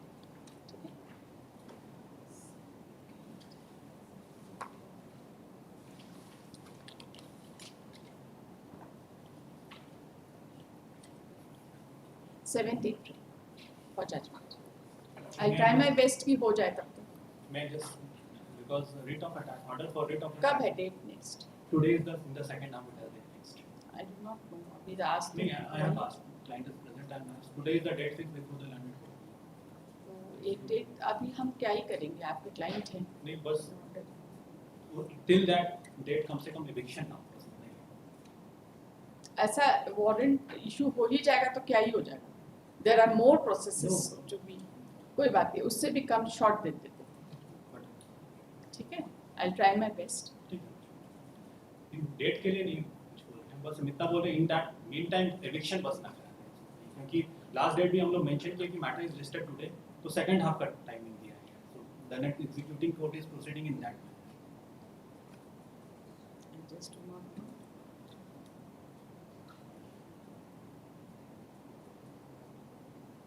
आप लोग के पास मेरे ख्याल से ये केस पहली बार मेरे पास मेंशन इतना दिन से हम बैठ रहे हैं you never bothered about mentioning हुआ था बिकॉज़ नवंबर में जब हुआ था उसके बाद रिस्पोंडेंट टाइम मांगे थे तो यहाँ तो हम रोज फिक्स कर रहे हैं किसी का Mentioning मेंशनिंग होने- डिसअलाउ नहीं करते मेंशनिंग होके लिस्ट में आया फिर अगेन तो मेंशनिंग आपको पता है हो सकता है जैसे एक केस है आपका केस आराम से सुनेंगे तो दूसरे लोग तो वेट ही करेंगे ना और नहीं सुनेंगे तो भी आपको ग्रीवेंस हो जाएगा देखिए 7 तारीख का के लिए हम ठीक। रखे हैं आपको उसको बोलेंगे इस इस तरह से also नहीं। should only cooperate to that Unnecessary नहीं effect करें। 5 दिन के लिए कोई I'll cooperate. You should cooperate. And 7th if for the judgment. date is mentioned in the status of the case, हाँ.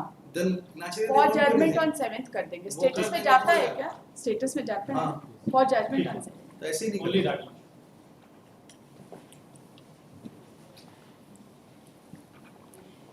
मिस्टर तिवारी आपका अपीयरेंस देना है? नहीं देंगे. अच्छा दे देते हैं. आप लोग अपना appearance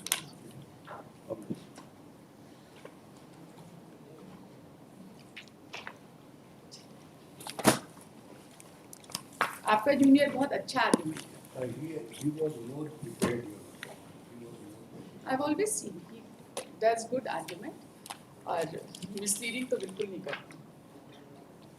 These are two important virtues.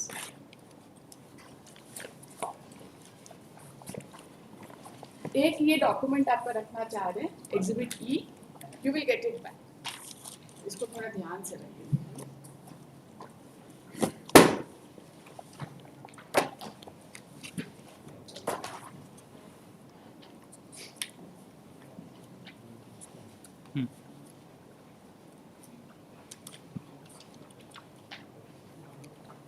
Attend to first appeal 82 of 2017 along with attend number 3 to 14. ये भी जाएगा साथ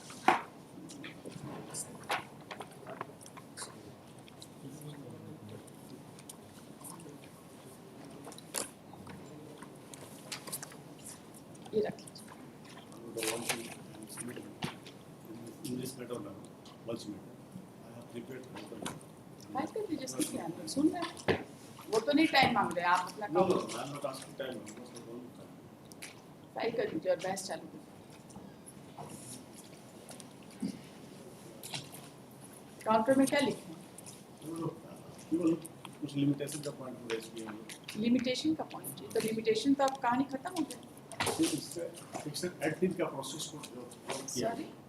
सेक्शन 18 सबसेक्शन 2 का जो रेफरेंस हुआ उस पर थोड़ा सा दो अलग सेकंड. दो बैच है. हाँ, दो पेज. 12 बैच का 6 बैच का लीजिए.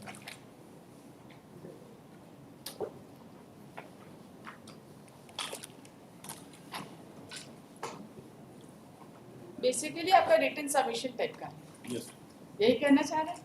यही आपका केस है. ठीक. इनको दे दिया ना. चलिए best. Today, 20 cases have been listed. Madam. There are two sets of cases. Starting from the 18 cases, item number 2 to 15 matter. 15 matter. That is for the year 2017. That belongs item for number 2 to 17 or 15 matter. 14. For 14 for year आप 2000 एक पहले तो serial number पे clear हो जाएगी.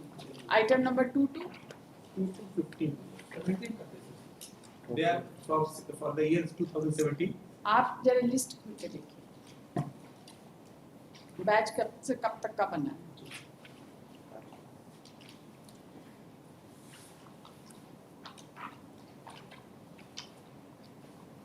दो से लेके 14 तक का बैच बना है. 14 बना है ये. That is for year first appeal filed in the year 2017. हाँ. So that pertains to village coding. तो 2 to 15 मत बोलिए ना. 2 to 14 बोलिए. 14 बोलिए. ऐसा एरर मत कराइए. बार बार बोल रहे हैं तो भी नहीं सुन रहे हैं. 2 to 14. ये कौन सा विलेज? Village coding. कोडी. KO KODI or somewhere it's written KORI. RI और KODI. तो हम इसी का सुनेंगे ना. The LCR is not there for that villages. So from item number, there are two batch of cases and the facts are identical in both the cases. Everything is common. Only the name of village is different. So starting from item number 15 to 20, so that is for 15 the to village 20. 15 to 20. That is for village control. The LCR is also there. तो वही कर. Now we can और same method, no identical every facts everything. ठीक. तो 15 से जो 15 से लेके 20 तक. 15 से लेके 20 तक. ठीक है. तो main Is that case- correct? 15 से 20 तक. आपने एक काउंटर एफिडेविट किस में फाइल किया? 15 में फाइल किया. किस केस में फाइल किया? batch cases में Batch case में first FA 176. that is 176 में फाइल किया. इसको हम लीड केस पकड़े. वही लीड केस मेरा भी वही है सुप्रीम है. देखिए. इसमें भी फाइल किया. 1 आइटम 16. हाँ, इसी में काउंटर भी फाइल हुआ. इसको ध्यान रखिएगा. बैड लीड केस है. इसमें ये 176 of 2018 सुप्रीम and others. ये काउंटर एफिडेविट सब में अडॉप्ट करना है. Yes, sir. लिखिए. लिखिए जरा इसमें. The learned counsel for the appellant has submitted that the case with serial number 15 to 20. इसका केस नंबर दे देंगे. ठीक है. Are arising out of land acquisition of village Katu, and identical issues are involved in these cases. They submitted that he would advance his arguments in FA number 176 of 2018, wherein additional evidence has also been filed. Additional evidence file किया है आप इसमें? Additional evidence. IA number 3455 of 2025. बाकी में नहीं किया है. इसको सब में कंसिडर करना है. He submits that the same be considered in the entire batch of matters the learned counsel appearing on behalf of the respondent has submitted that a separate counter affidavit has been filed in only one of the batch cases, that is FA number 176 of 2018, and the same may be considered for the entire batch of cases. The learned counsel for the parties have no objection if the petition seeking additional evidence in FA number 176 of 18 is considered for the entire batch, and if the counter affidavit filed in FA number 176 of 18 is also considered for the entire batch. Okay? Three documents are being filed in this case, madam. Which case? It is 176, madam. First is the short notes of argument with all the details. Second one is additional citation for additional evidence, and third is for citation on the main appeal, madam.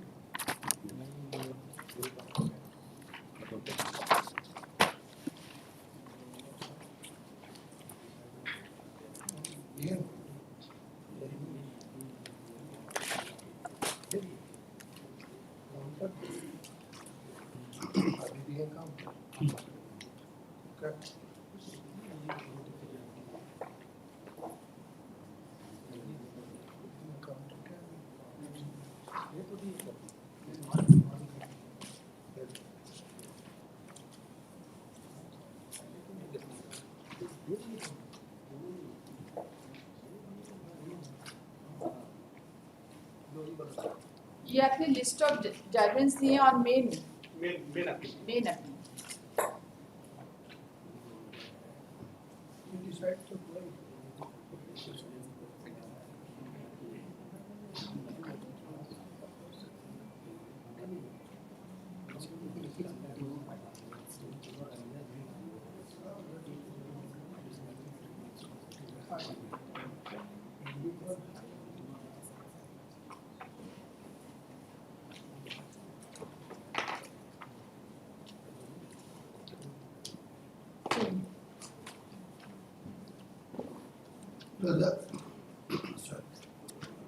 ये वाला file ये 176 है ना, इसको हटा दीजिए, इसको हटा दीजिए, देखिए इसका रिकॉर्ड बना दीजिए. 82 को हटा दीजिए.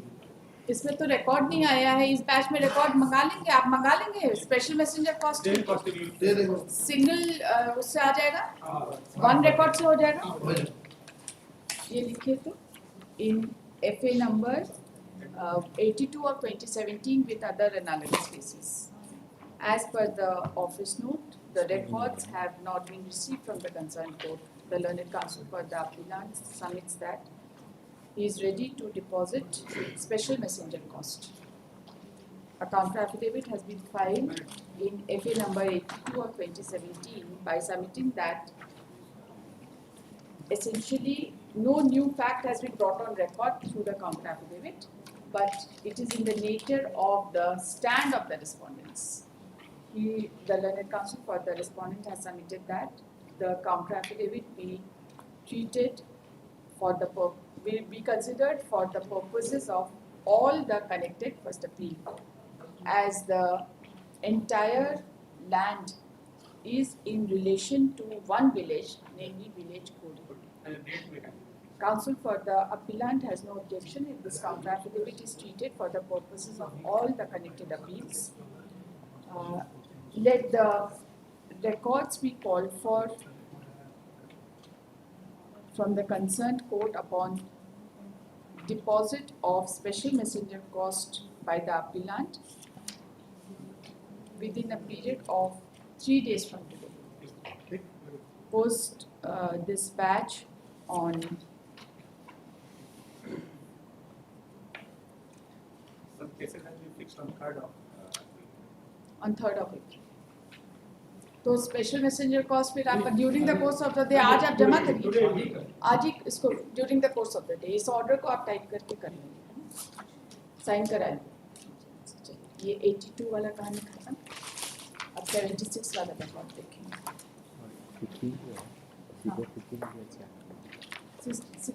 15 तो इसी से रिलेटेड है ना.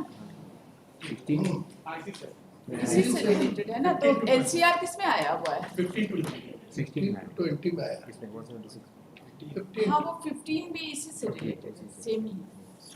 It is submitted that the same records are in connection with, the same lower court records are in connection with serial number 15 to 20.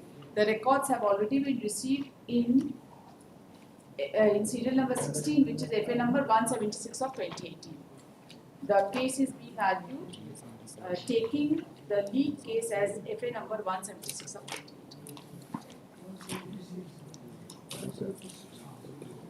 176.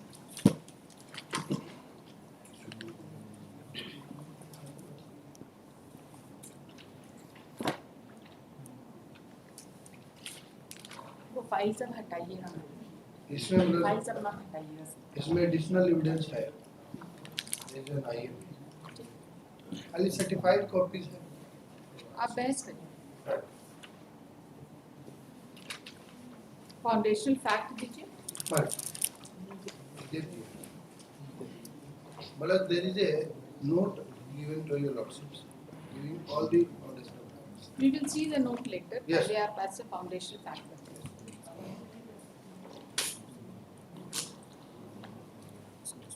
ये जरा सुनील जी को दे दीजिए. बाइफरकेशन अकाउंट कौन सा लीजिए बताइए. because the land acquisition was case number 20 was 2004 and 5 along with was LA case yes along with was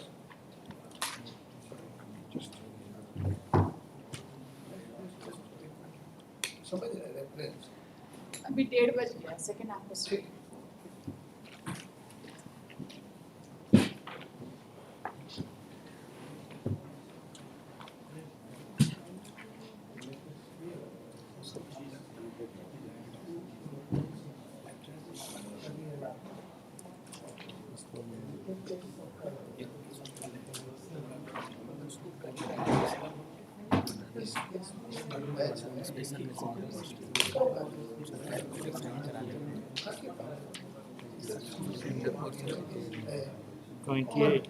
is common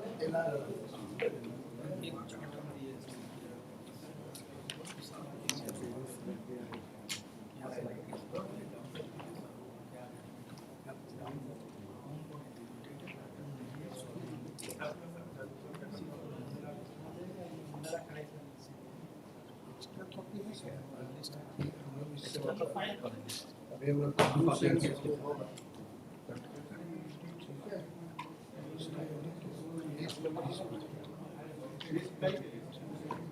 ये notification एक कॉपी साइड में रखा है. अच्छा ठीक है तो निकालिए इसमें ये नहीं लिखा है